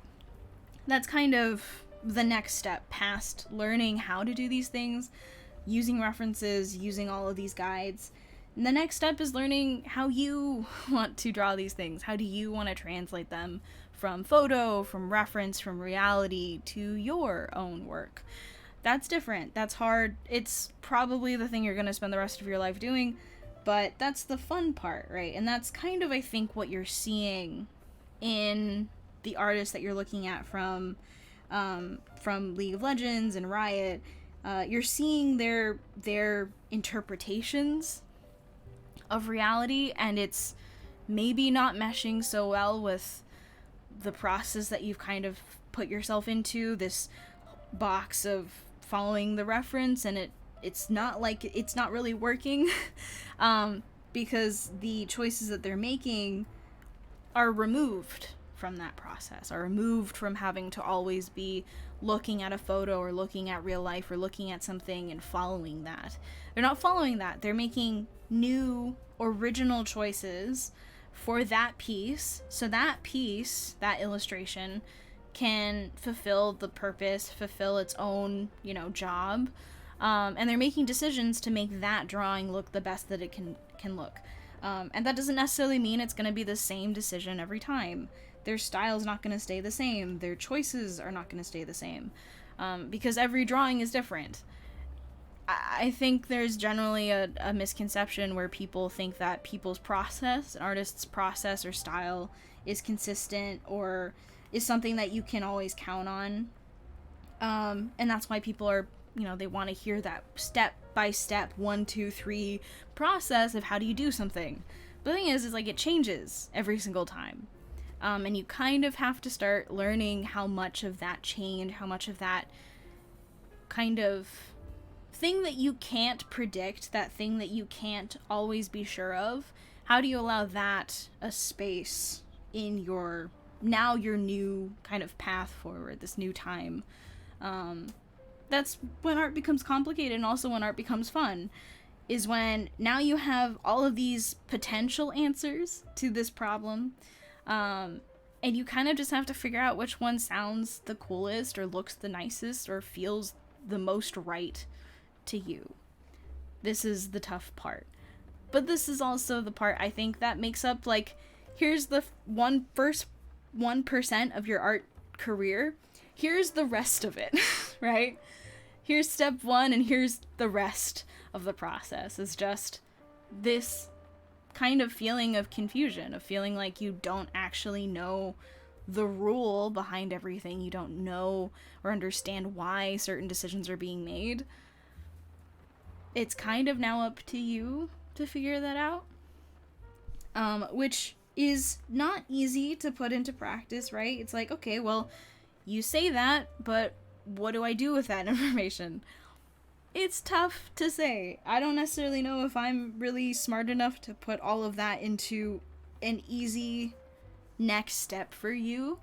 But I don't know if in some way what I've described makes sense, or maybe gave you a new question to ask. But that's sort of how I feel like I'm understanding your question. So hopefully there's something in there for you.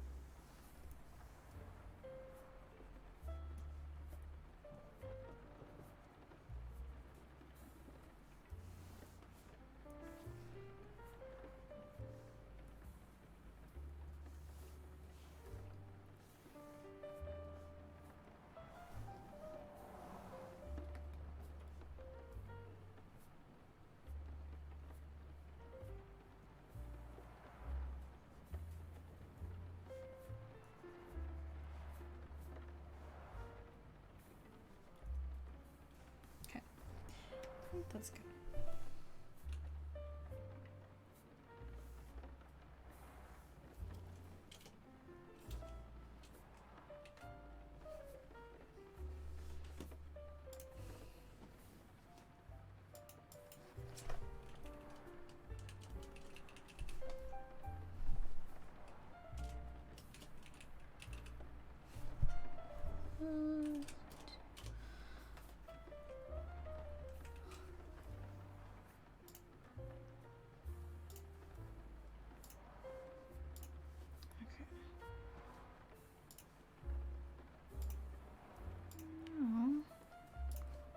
The next one.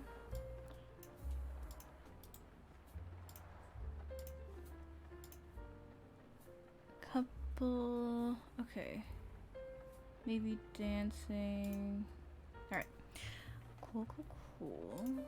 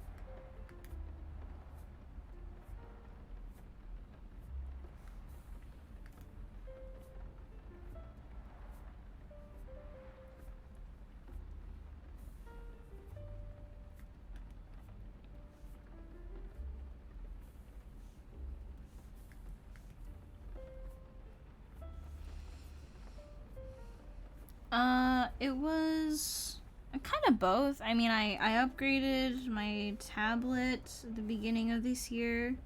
But I formally built a computer, like last month, I believe, which feels so much longer ago, but I think it was last month.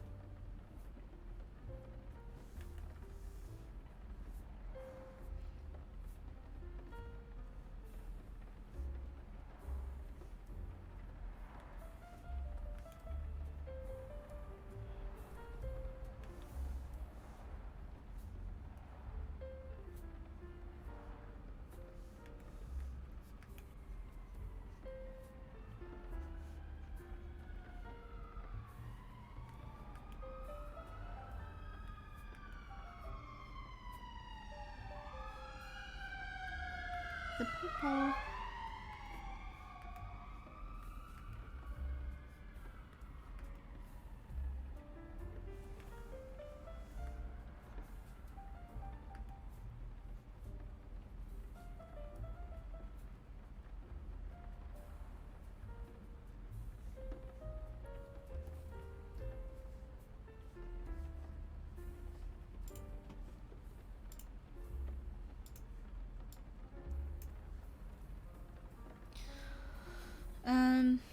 Got any tips for cloth folds? One of my favorite things to look at, but I suck at drawing. There are,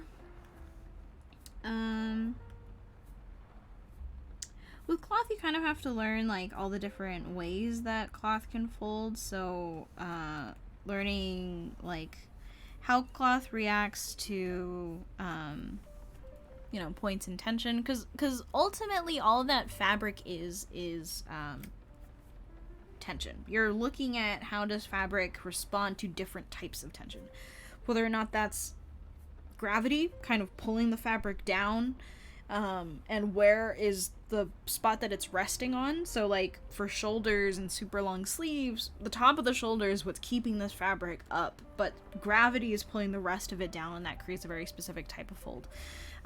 If you're looking at seams and like sewn fabric and clothing, that's a different type of tension, right? Because now you have the tension of it being sewn together, tied together with something else, and that's pulling it one way, but when the arm moves, it's pulling the skin, and the form is pulling it another way. So now you have totally different ways that the fabric stretches and the fabric folds.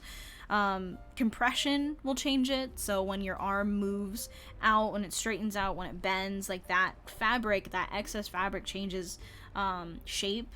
It's learning about how fabric piled on top of each other, how does the object underneath the fabric change what it looks like on top, and then also how the fabric's made. Is it a thicker weave? Is it a thinner weave?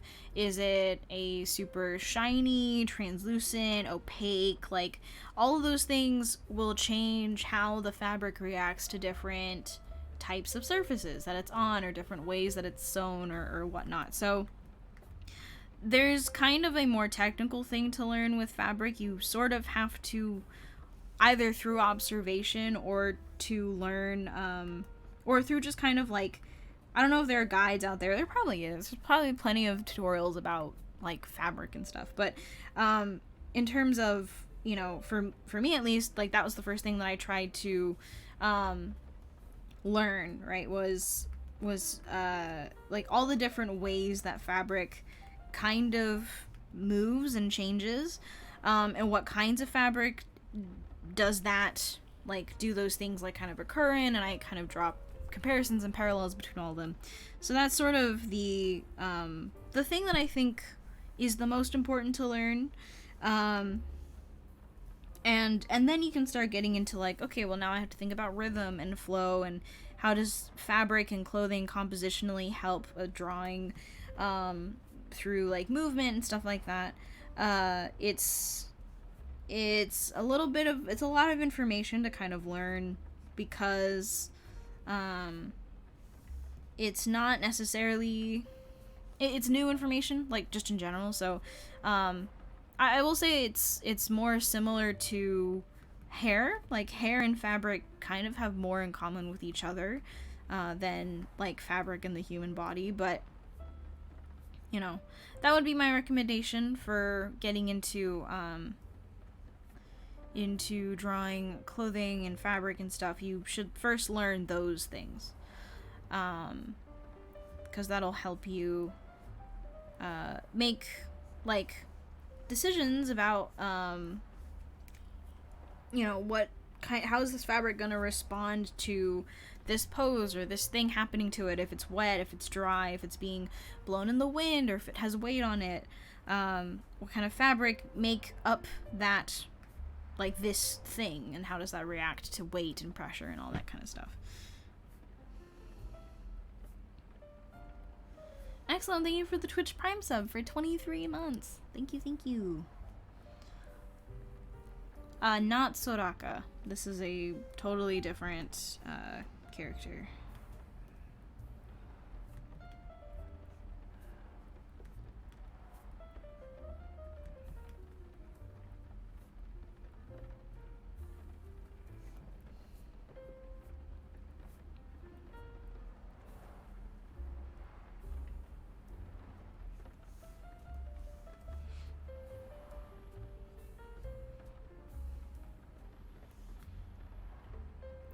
Literally thousands of rough images sorted and unsorted for a project I'm working on. Should I just delete everything or go through?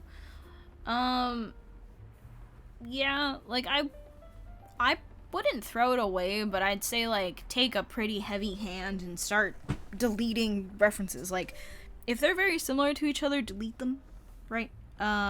If you don't, like, what is it? Mary Kondo's like spark joy thing. Like if this doesn't immediately feel relevant to what you're working on, delete it. And then go through that like a couple more times, right?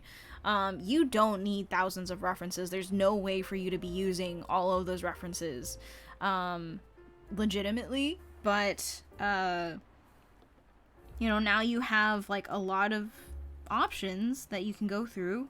So you should just go through them and figure out like which ones are relevant and which ones aren't.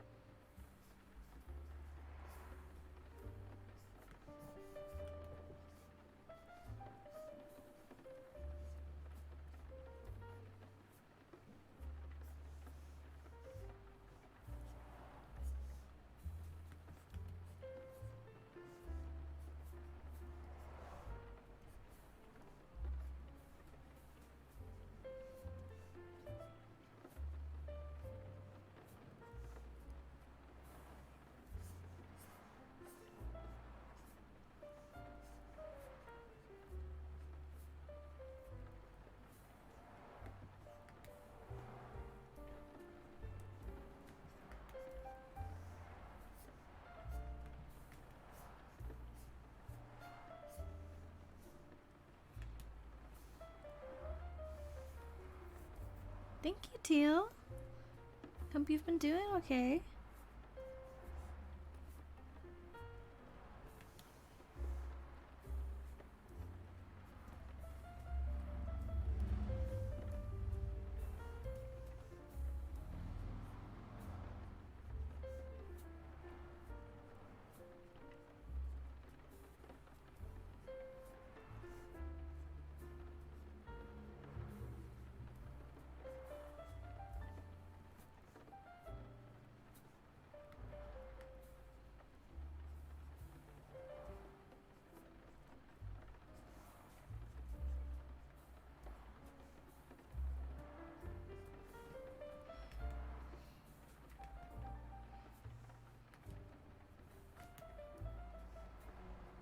Bye, Axelon.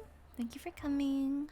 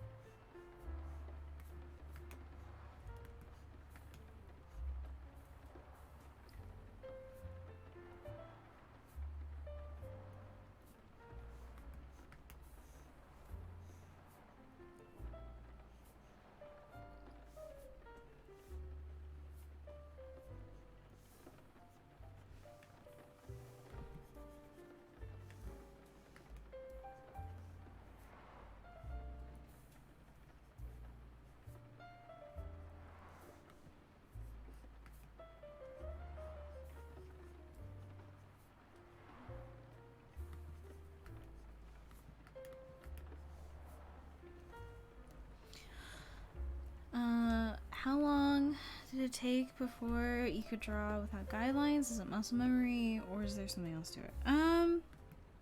So I've been drawing for about 21 years. It's partially muscle memory, right? Like I've described to people, like the analogy or metaphor analogy that I usually use is, it's like when you're learning to write, you first start with like learning how to draw the letters, right? You learn how to write it by looking at a guide, and you use a reference to first start learning how to write it, and then once you know how to write them, you start learning how to make words, right? You start learning what words mean, you start putting them together in a sentence, in a line, and then you learn how to string them together to form sentences and form meanings. Then you go further and further than that. You can write essays about abstract topics, and you can describe things and feelings and all that kind of stuff. And you go from learning how to just sort of draw this thing to now being able to use it to describe abstract topics, and you don't need a guide at that point, right? At the very end, you don't need someone to show you how to write those letters. It's kind of the same thing, I feel like, with drawing from imagination. At a certain point, once you've drawn something enough, you don't need a guide on how to draw it anymore. Now it's a lot more of a bigger question about, like, how are you going to draw it? Why are you going to draw it? How and in what way? Are you going to arrange it so that it conveys something? And that's sort of how, in at least in my head, it feels to draw from imagination. Because there's also the side of it that's You know, of knowing anatomy to a certain extent that I can kind of invent it and not be totally wrong, right? I'm not super accurate with my anatomy, but I know it well enough that I can draw with it and not feel like it's too distracting from like the core thing. Obviously I could be better. Obviously I could be using reference and making it better, but there's something really fun to me personally about drawing from imagination, and so it's my personal preference.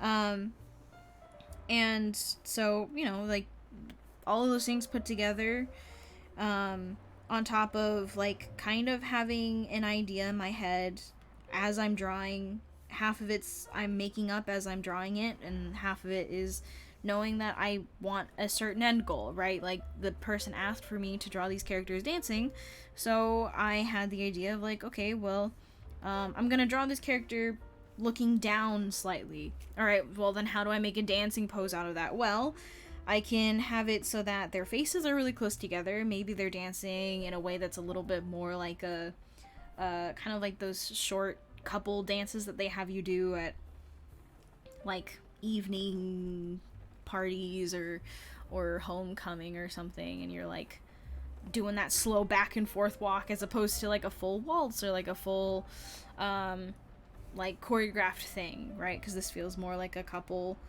activity than maybe a different type of energy. So, you know, I'm thinking about those things, but in terms of actually planning them out, I'm not doing like a full sketch beforehand. I'm not doing any of that because I can sort of guess, right? Hey, I don't do that kind of stuff. So, homecoming's the last dance thing that I went to. I didn't even dance at my friend's wedding because I don't like that idea at all. Yeah, so, you know, it's having enough confidence to sort of know that if I do have to invent something like their poses and stuff, I have enough information just in my head that I can come up with that on my own without necessarily needing the reference for it. And for me, at least, it's kind of part of the fun. I enjoy doing it. It's a lot more interesting for me this way, because it challenges me to be always constantly problem solving and thinking on my feet. So, yes, that's how it works. Zeraton, thank you for the tier 1 sub. I really appreciate it.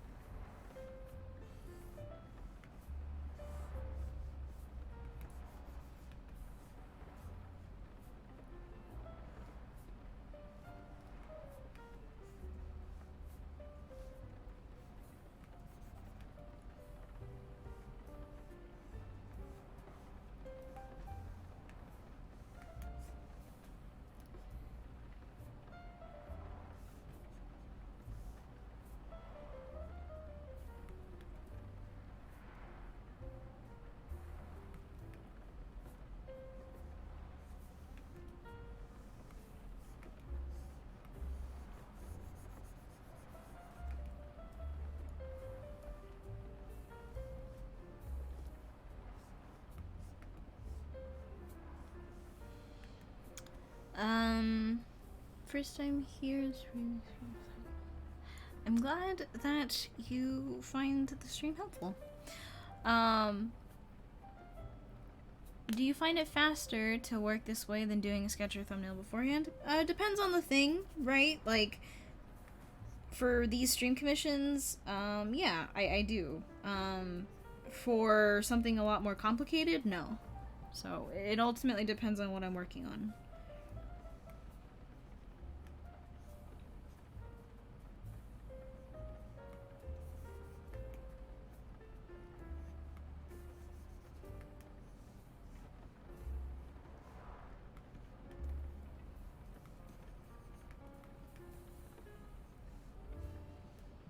Love to draw, but I don't have anything particular that I want to draw most of the time. No illustration characters. This often results in me just doodling away with any goal. Do you have any suggestions for that? Well, um, I this could either be a difference in ideology or maybe just you haven't really had this conversation yet with yourself, but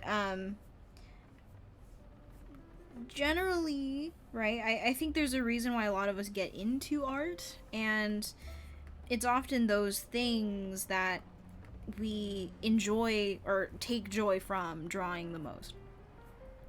For me, I enjoy drawing like my own characters, my own stories. Not necessarily like dedicated OCs. I just like creating characters and random stories, and in my free time, that's generally what my drawings look like. I'm not drawing, nice illustrations or anything like that. I'm just kind of drawing for myself in whatever way that looks like.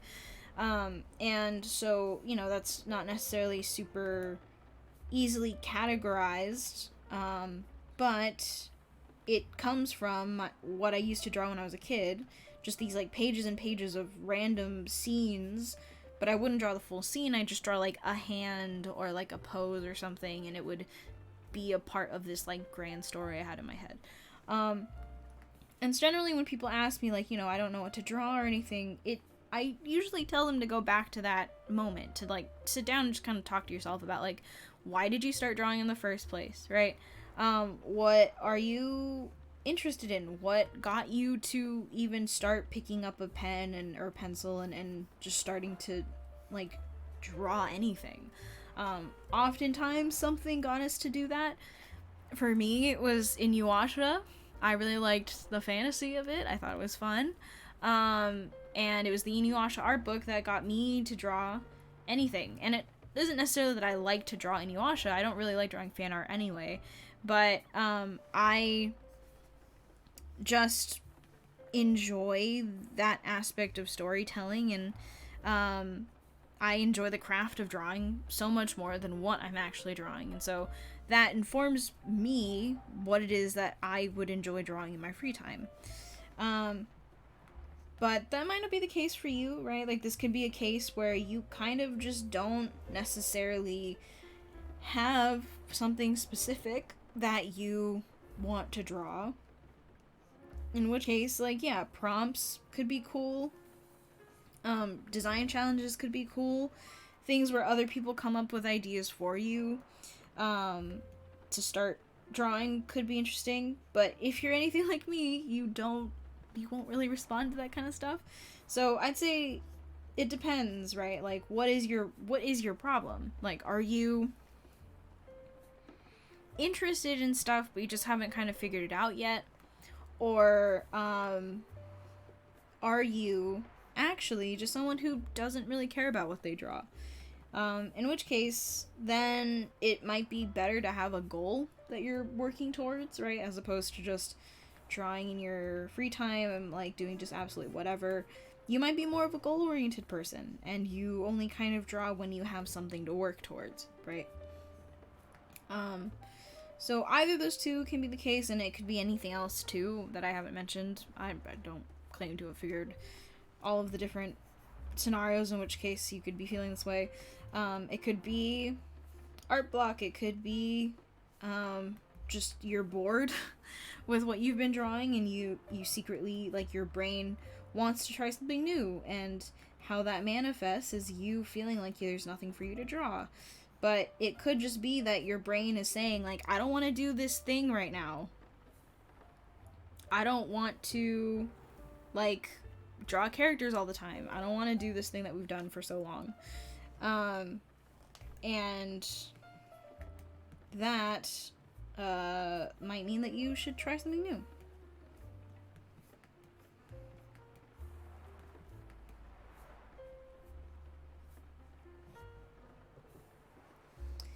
If it's more so like you kind of just don't care about what you draw, then finding a goal project to work on might actually be better.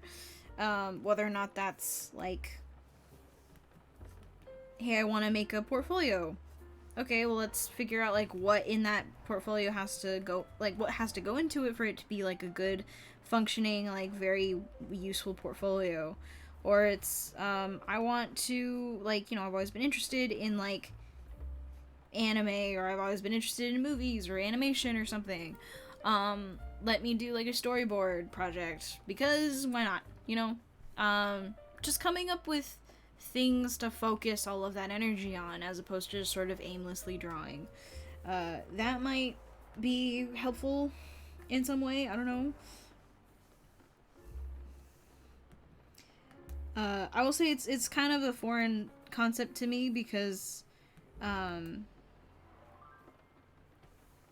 like, I generally usually have an idea of what I want to draw, mainly because I don't necessarily need one thing to get me to draw. I enjoy the act of drawing, so I'll make up whatever character, whatever design. Kind of the reason why I draw in this way, like not having a sketch or anything, is because then I can't plan ahead. I can kind of just draw whatever, get an idea midway through, and then start to come up with more ideas based on this random improv drawing that I did.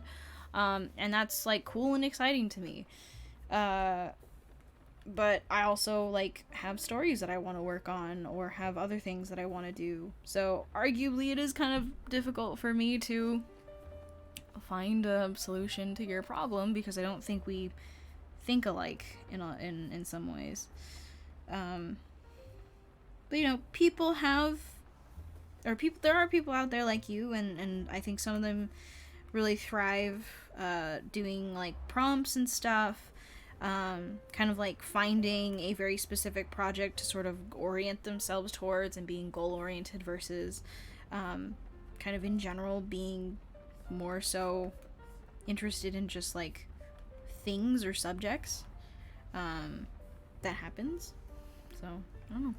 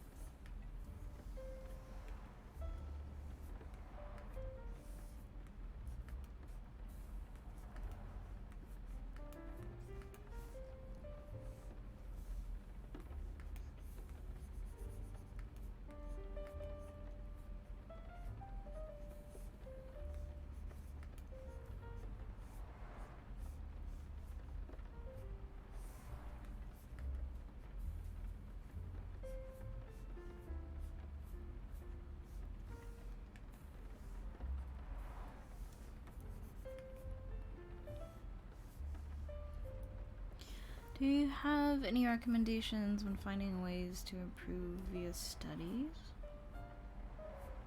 The only real recommendation I have with that, is, you know, when you're studying you have to be present in the study, right? You have to be present while you're doing it, because just doing it, just drawing a study, isn't really as helpful, I think, as some people might feel like it is. And it really requires, like, you knowing exactly what you want out of something to make it worth the time that you spend doing it. Very rarely are there things that I think benefit just from the act of doing it, right? Just from spending time and repetition. I think most things that require improvement generally need you to sort of be in the headspace of really paying attention to what you're doing. And so if you're gonna do studies, like, that's kind of my only real suggestion, is to not just let yourself sort of, you know, coast through whatever you're drawing, or just kind of think about you know, whatever else you're doing, and check out of the study, because you're losing time thinking about, like, what it is that you're looking at. How do you incorporate this into your other work? Because the idea is that you take the stuff that you learn from that study, and then you apply that to all of your other work. You want that to basically continue through and change your habits, as opposed to just like, hey, I did this drawing, and then not learn anything from it, or not change anything about it. Because it doesn't matter how many studies you do, if that's always the outcome, nothing ever is going to change. And so that's kind of the only real recommendation I have, mainly because I don't really enjoy doing studies. Personally, it doesn't, I don't enjoy it, and enjoying what I'm doing is kind of something I've tried to focus on a lot. So I don't do a ton of studies that are just studies, right? I prefer to, if I'm going to be doing or referencing from something, I want to adapt it to another thing I'm doing. So if I'm drawing my character, I'll take a couple things that I think I have to work on, like fabric, or working on painting, the skin tone. I'll take all those references, and I'll be studying at the same time that I'm drawing something else. Because I don't think studies have to be boring, but I just don't think I really enjoy, like, drawing other stuff just so that I can go back to draw the thing I actually want to draw. I try to, for the most part, just draw things that I'm interested in drawing, and then apply the act of also thinking about this thing I'm trying to learn at the same time. Because I am extremely juvenile, and I just prefer to draw what I want to draw. But that's kind of the only thing I really have to say about studies, I guess. Do you calculate all the anatomy and the position 3D shapes before you make every line, or do you focus on the basic silhouette to imply the shape? I try to think through the 3D mass, because something that 2D artists get a pass on, is, like, depth and stuff. Like, even if something physically couldn't be in this space, like, her arm, like, going through depth to, like, I don't know, like, even if it physically couldn't happen, I could draw it, and, like, there it is, there it exists. But, like, I always think about how 3D artists can't do that, about how they have to learn about depth, and how all these things, like, are placed in perspective, and I try to maintain that sort of thinking throughout, because, I mean, part of my job is working with 3D artists, but also, it's something I wish I can work on. It's something I want to be working on, is always be thinking about the 3D mass of things, and to always have that in mind. And so the way that I do that is to kind of always be thinking about the 3D form as I'm drawing, just so that I can try and make it a little bit more accurate, a little bit more, I guess, like, a little bit more present in the stuff that I draw. Also because it helps, I think, to ground my drawings. I prefer when it looks more three-dimensional than flat.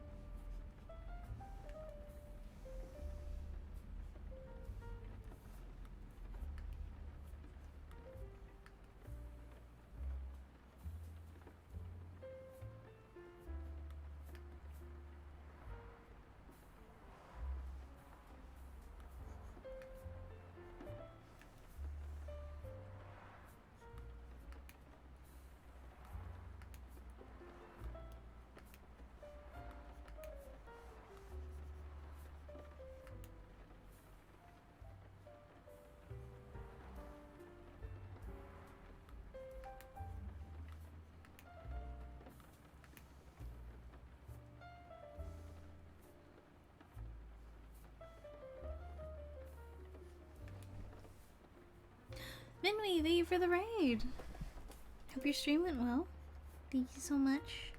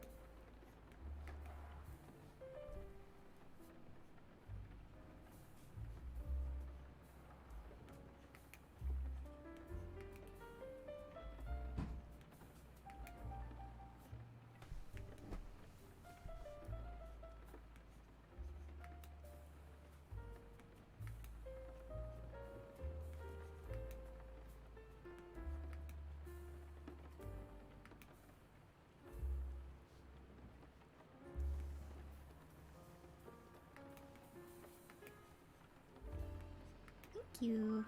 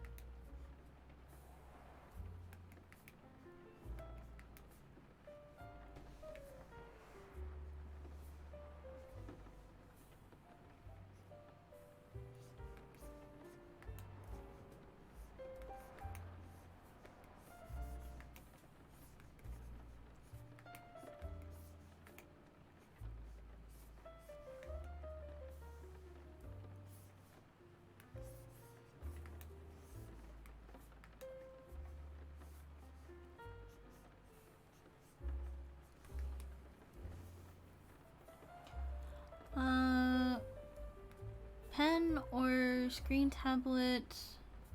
Pros and cons in your case. I am currently using a screen tablet. Pros and cons. Pros, I mean, it's nice to sort of have it look like traditional drawing where you can see it. Cons, if it lags, it's unbearable. Like, it's an unbearable process. Another pro, well,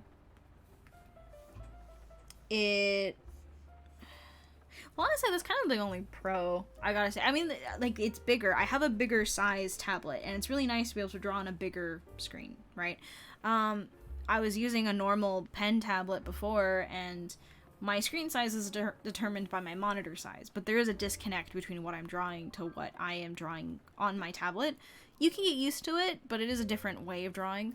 I will say that looking at my Cintiq screen actively destroys my eyes. My eyes feel pretty tired a lot of the times, so I have to like look up and look away and do all that kind of stuff. And it gets pretty hot sometimes. Like, the Cintiq will get extremely warm, and that I'm not looking forward to having during the summer, because I don't live in a place with air conditioning. But other than that, I mean, it's expensive depending on where you get it from. Personally, I think a pen tablet's really all you need, but if you really want a screen tablet, like, it's nice. I don't think it's, like, life-changing necessarily, at least for me, but it's a fun thing to have. But yeah, like my posture is not the best, but that's also because like I don't have like an arm. So I need to set that up at some, well, I don't have a table that can set up an arm. An ergonomic arm. So that's that. So pros and cons all around.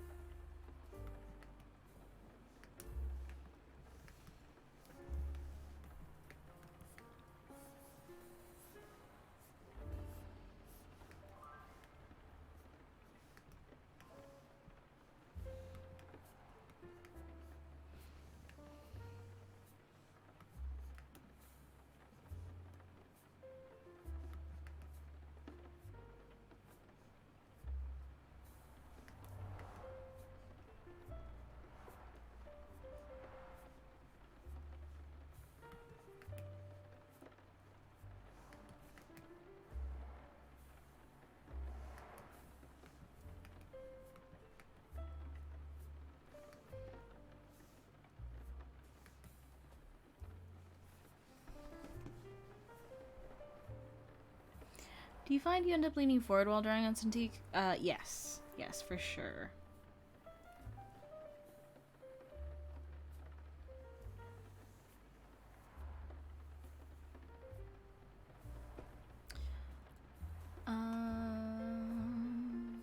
Does yours get hot like the bottom of the screen or on the top? At the bottom. Mainly because it's like right up against me, so like I'm warm, it's not a good time.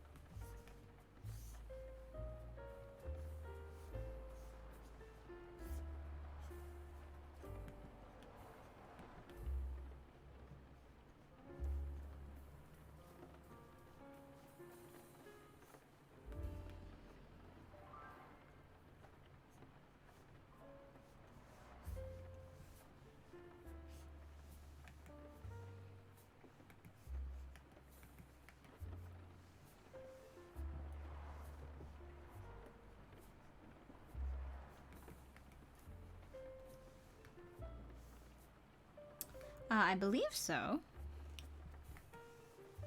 The commissioner wanted them to be dancing together, so I'm just assuming.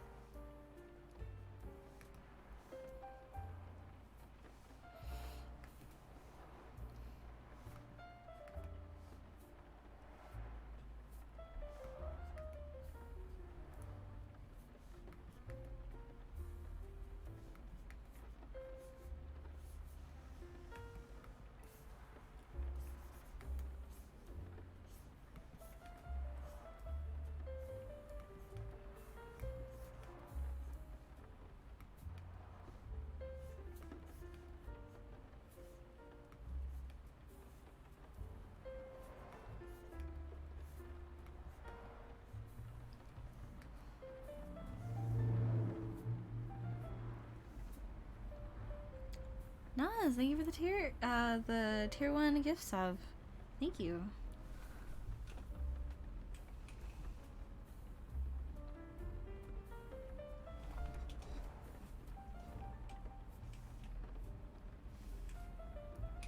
When did you know you were ready to draw without guidance sketches? It's not like I knew. Like, it's not like oh, I've been promoted from this to that.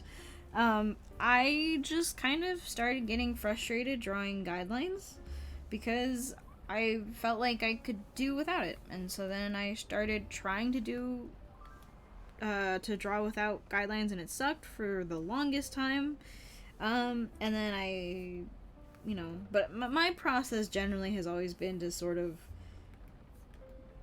take the path of most resistance and just like brick at the wall, sort of trial and error through it. Don't do this the right way, or don't do this in a way that's like less painful. Just go for it. And I'll figure it out on the way there. Very much a gut instinct sort of person, so I think I just sort of felt like I was doing too many steps for too little reward, right? I was doing sketches and like trying to figure out all these things, but I felt like I could just do it better if I just did it well the first time. I sucked at it for ages, and I still kind of do, but at this point I know a little bit more, that I can make my decisions in a way that's slightly more confident than before, and that's sort of what I'm basing everything off of, right? It's half fake it till you make it, half, I have more knowledge now, legitimately, since when I started, and so I can make these decisions and not feel like I'm totally out of my depth. Is that true for everything? Absolutely not. I think, there are times where I feel like I should really be using references for these things, and I will.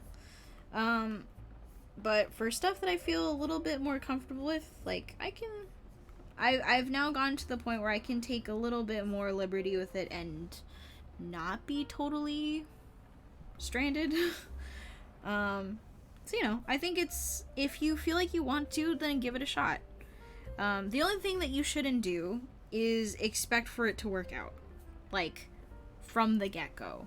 This is just gonna be the new way that you draw things. This is just gonna be the new way that you, it's a new lifestyle, right, sort of. It's like when people go on diets, the idea is not that you go on this diet for a little bit and then you go back to normal. It's you change your lifestyle for this, and for me, this is how I draw. I could draw in other ways, but this is my preference. I don't do this just for the stream. Like, I do this all the time for work and for myself. And it changes the way that you think. It changes the process and the stuff that I have in my brain when I'm drawing. And it's just like the way that I prefer to draw at this point. So if you want to get into it, like, I'd say give it a shot. If you feel like it's too scary, like you literally feel like you're out of your depth, and you'll, you know, it's kind of like when you realize, like, oh, that's a little too steep, or that's a little too, you know, scary, then you can, like, go back and just do what you did before, and then try it again at some point. It's not necessarily all that deep, but it is difficult to get into and really feel comfortable in, and it definitely took me most of my life to figure out, like, hey, is this like the way that I want to do things? Turns out it is. Turns out that it takes about 20 years to get used to it. So here I am now.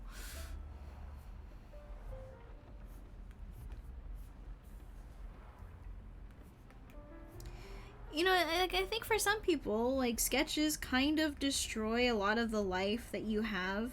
Or, no, going from sketches to finish kind of destroys some of the life that you had in the sketch, right?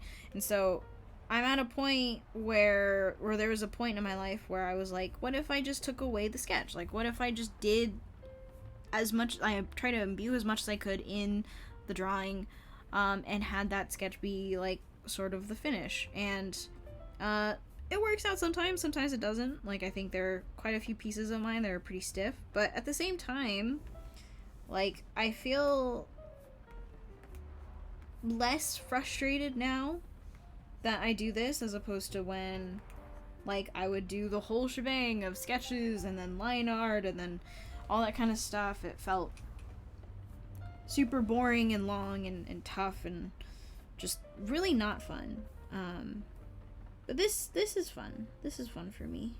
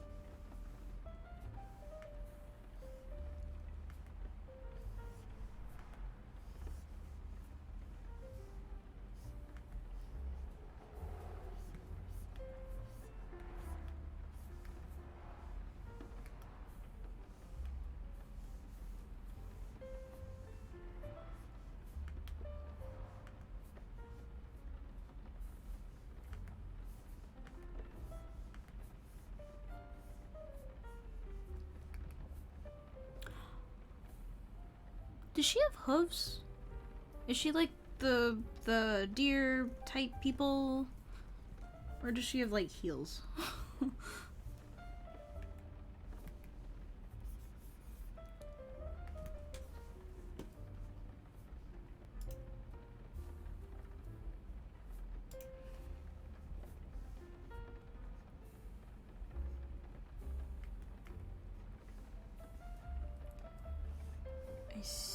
its hooves based on how the feet are drawn.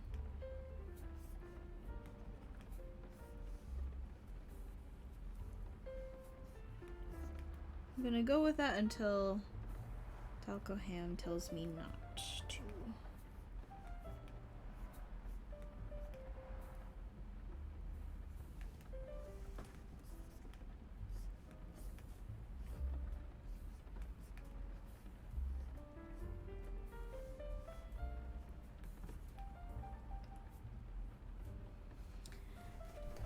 Okay, cool.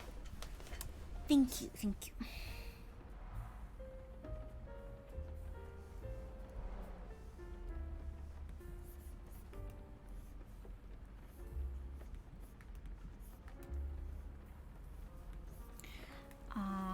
Let me...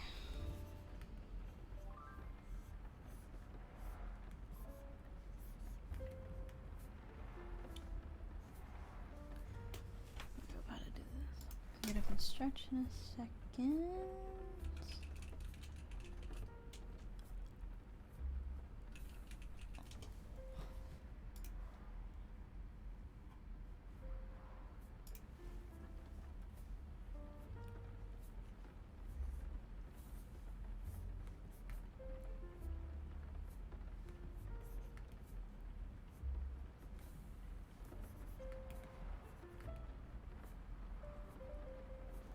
I think so far, this will probably be my last one.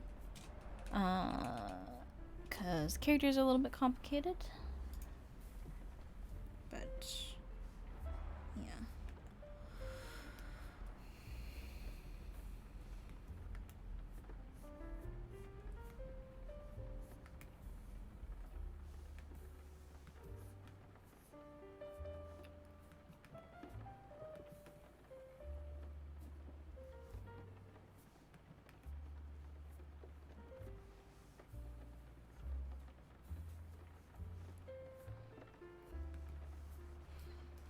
Do you think about drawing art most of the time, if not every moment? Yeah. I mean, so much of what I do every day is drawing or about art in some way. So, for the most part, I try not to think about it so much when I'm like taking a break. So oftentimes on the weekends when I'm hanging out with my partner, we'll be doing stuff that's not art related, just to take a break from stuff. But I very much love thinking about it. It's what I think about most of the time, so consider it something I think about quite often.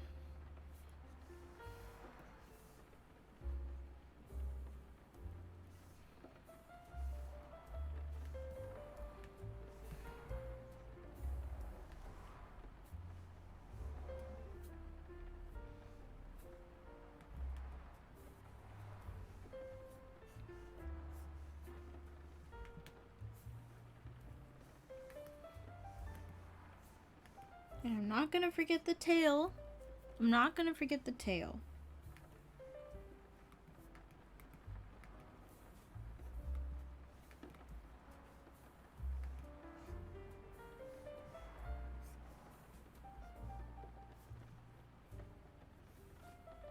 See, this is character development.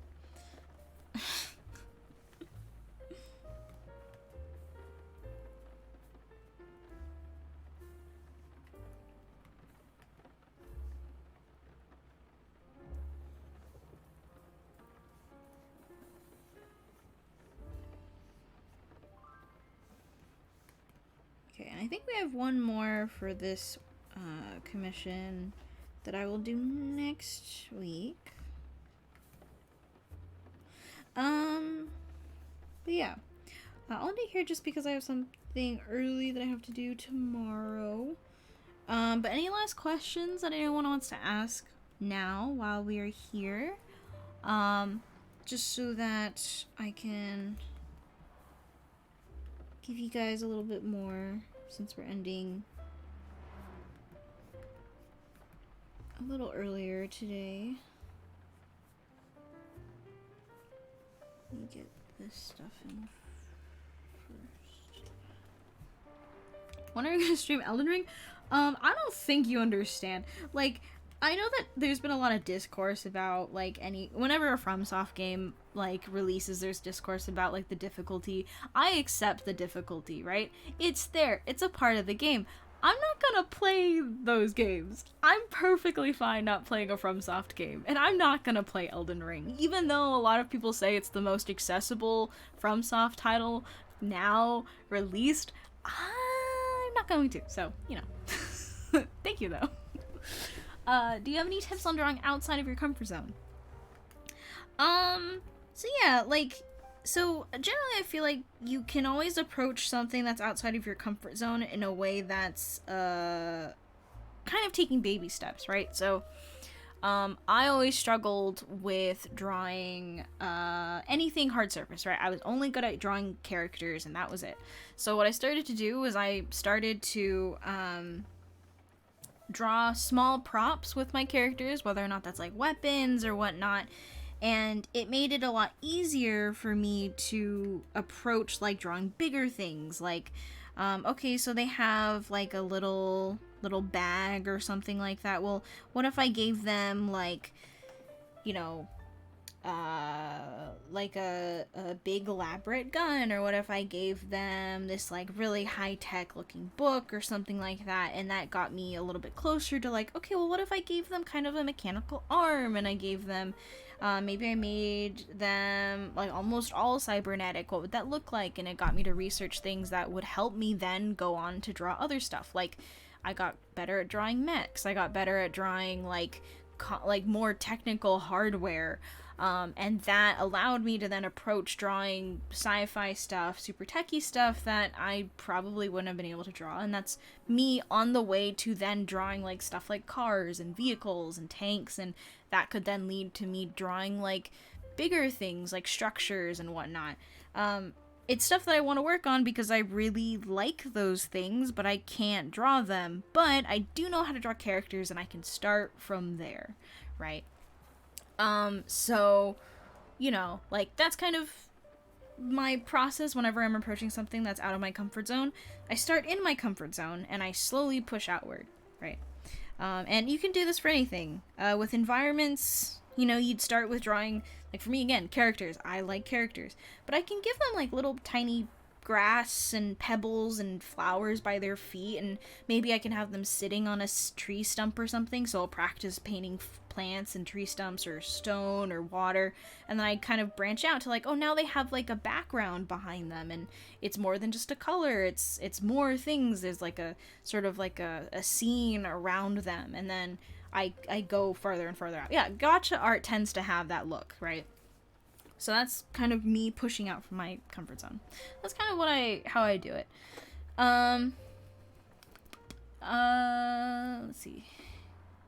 Few steps. I'm 21, just got out of school, and just simply viewing the current industry, concept artists are mostly 35 to 50-ish. You're one of the youngest I've seen. Do you think this is the importance of the skills on par? You're probably looking at people that are in like senior positions, right? There's a hierarchy of jobs within any industry, and whether or not keep dropping my head. Whether or not like the people you're looking at are super indicative of the current industry is tough to figure out if you're not a part of it. I will say that generally a lot of people are relatively young. Like, between like their 20s to 30s is where a lot of juniors, mid-tier concept artists to senior concept artists typically are.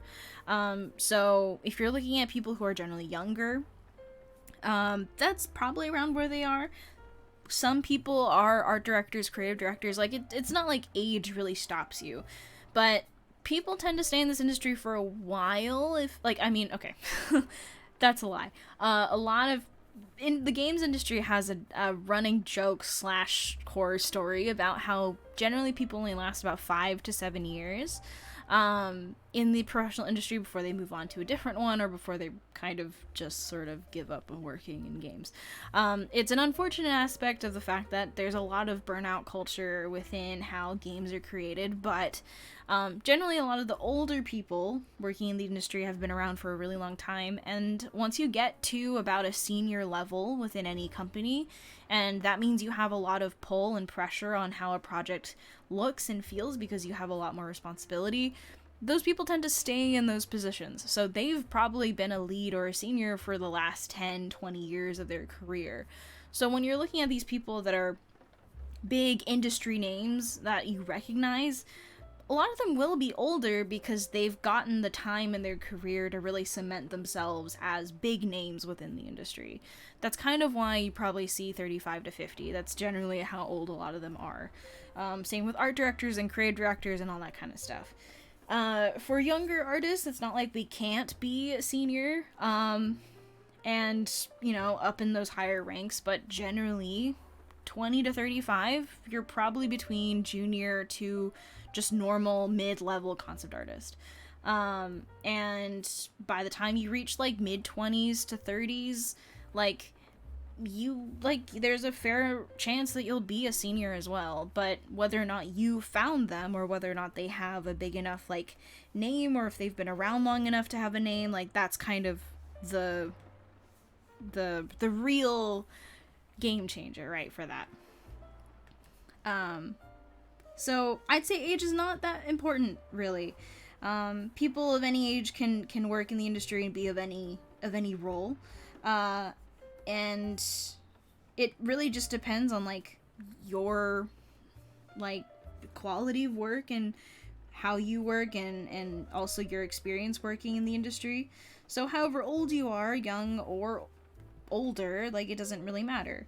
That's kind of like one of the few things that I think is more true about games, is that yes, to a certain extent it is about who you know, but regardless of that, you know, people can find themselves in a lot of different positions and a lot of different places, either by luck or by work or because they knew someone, and it has very little to do with their age.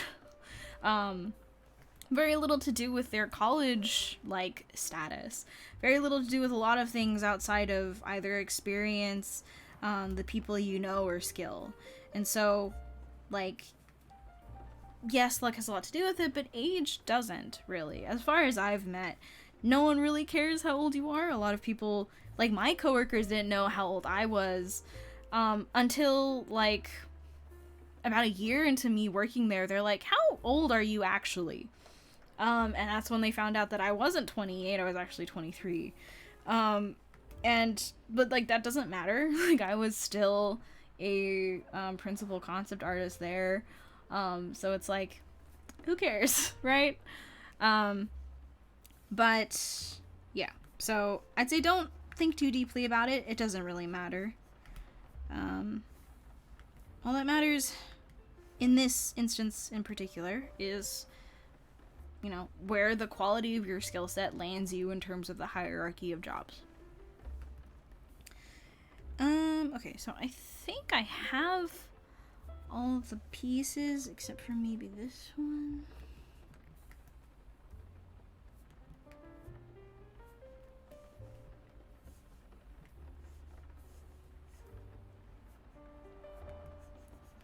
I think that's it.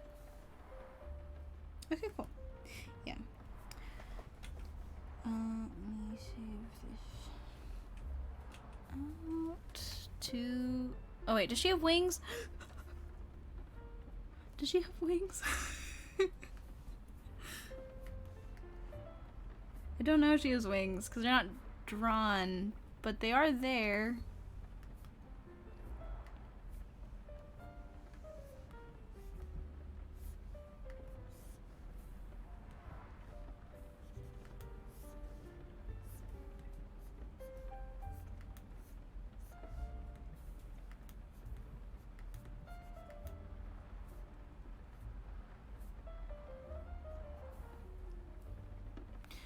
Okay, I'll figure out how to put them in here. They're gonna be mighty uncomfortable.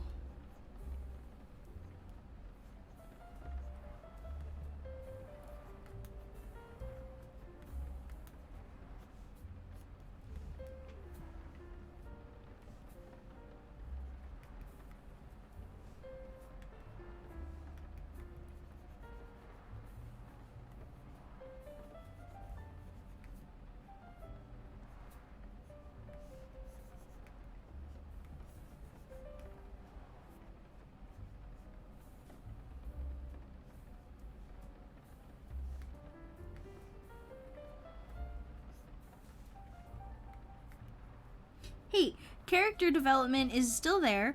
I remembered to do it before I sent it out, and the person had to be like, hi, this is not correct. Because that happened a lot. Still happens. So this is still character development, okay? I'm still a new person, a new man.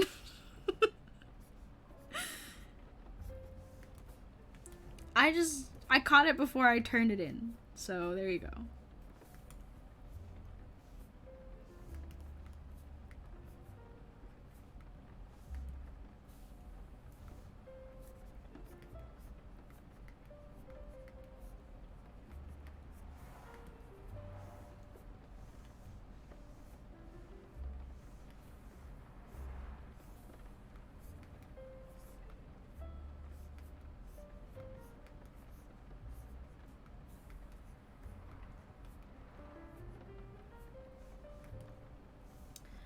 Yes, we got it.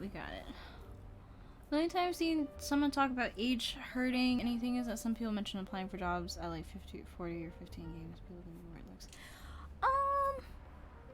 I don't know if that's true. A lot of people I work with are like pushing 50, 60. Like, again, I think people will give you weird looks if, like, it's hard for people to break into games for sure. And if you've been working like for a really long time in a different industry, it could be hard for someone to give you a chance if your skill set isn't necessarily fit for games. So maybe if you're like 40, 50, 60 and you've never worked in games before and your skill sets that you have on your resume don't necessarily match the ones you're applying for, that could be a thing that sort of creates contention. But just like raw numbers for ages, I don't know. I feel like I haven't seen that before.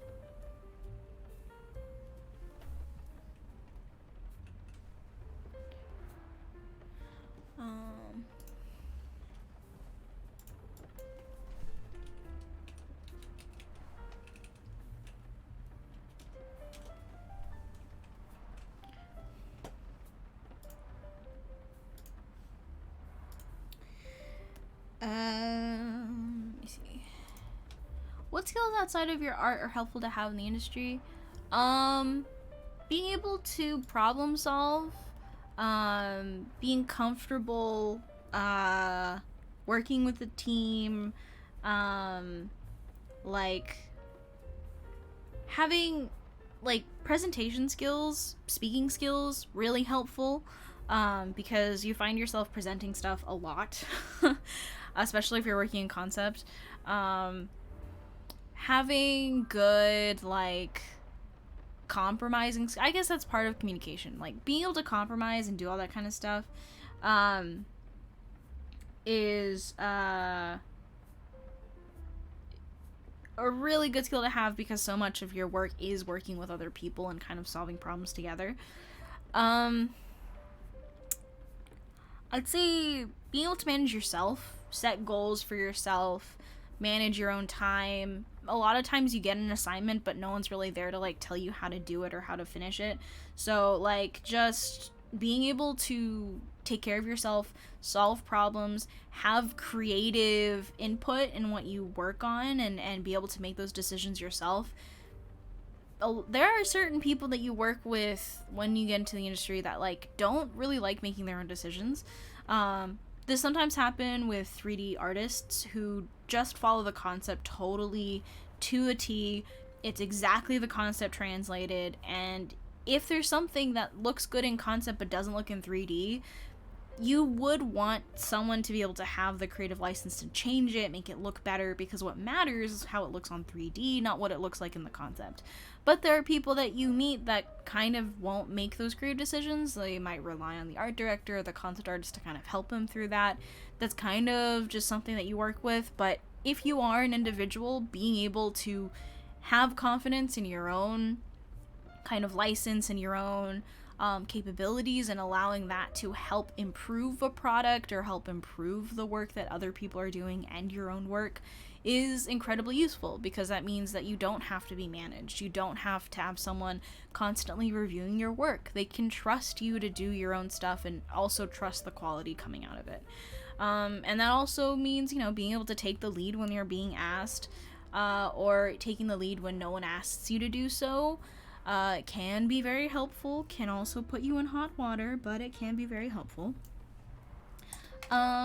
Being interested in learning, being interested in learning new skills or new topics, doing research, those proclivities are very useful as well, because, when you start a new project or when you have to problem solve, some people aren't willing to learn new skills, to fill in the gaps for things, but being willing to do that, being willing to work with the tools that you have to figure out, like, how do we solve this problem without, like, someone to fill in this spot? Like, how do we delineate tasks? How do I personally learn new skills for this job? That's really useful. I do character design, but I've done everything from, like, asset illustration to, like, storyboarding stuff to animatics to animation even, to mock-ups, to pitch deck design, to UI, to like logo stuff, to typeset stuff, typography, to anything. And I've had to gain all those skills because I need to use them for work, for various things. No one asked me to learn those things, but it's helpful. It makes me a much more well-rounded artist. So being willing to learn skills because it's useful in this instance is really helpful. So I'd say that would be a really good thing to pick up. Other than that, like, I don't know, just being, like, a good person. It's hard to find people that, like, or not really hard to find. I'd say that it is always very nice to find someone that works well with people, that is, like, personable and willing to talk and compromise and doesn't take things, like, in, like, a way that, like, they react really poorly to certain things. You'd be surprised how many, like, children, like, super stubborn, bratty people, make it super high in the ranks of games in the industry, but overwhelmingly everyone is a really genuinely kind, empathetic, really interesting, and super passionate, like, person. And it's trying to add to that population and not the other one, right? So just knowing how to be, like, a person that's easy to work with, that enjoys working with other people and also adds to the culture by helping uphold everyone else as well. Like, that's someone that really, really works in any environment, and making yourself someone that, like, no one will have an issue working with, is great. That's a fantastic thing. It isn't tied to art, because art can be pretty isolating and pretty, like, a solo thing that you do, but games as an industry, as a pipeline, as this, like, culture is very much based on a team. You can't make, well, you can make games alone. If you work in the industry, though, genuinely, you usually won't be working alone. You'll usually be working with someone else, or with a team of people, or the team in a company of people. So, all those things that make you cool to work with, I think, are really, really helpful skills. Are you late? Unfortunately, yes. I am going to end here today because I do have something that I have to wake up early for tomorrow, but I will be streaming again next Friday, so I hope you can make it to that one. Maybe I'll be streaming a little bit more then. But yeah, I feel like some people have left already. But anyways, thank you so much, everyone, for coming by, for sticking around, for listening to me talk and asking questions. Genuinely, like, I don't feel like I personally have a lot to say usually, so it's always really nice when people ask questions and come by and interact, because I feel like everyone sort of benefits from being able to, like, talk with each other about their thoughts, and so I really appreciate whenever you guys bring, your own thoughts and your own, like, questions and stuff that you have. It makes me super, super grateful, because otherwise I'd just be drawing and silent. I I don't have a lot to say like naturally, right? So it's always a response to people. But yes, thank you so much. Thank you so much for coming. Thank you so much for sticking around. If you want to join the Discord, I think it's !Discord that you get a link. Yeah, sorry. But yeah, thank you guys so much for coming. I really appreciate it. Please take care of yourselves. Stay healthy, stay happy. And I will see you guys all next Friday.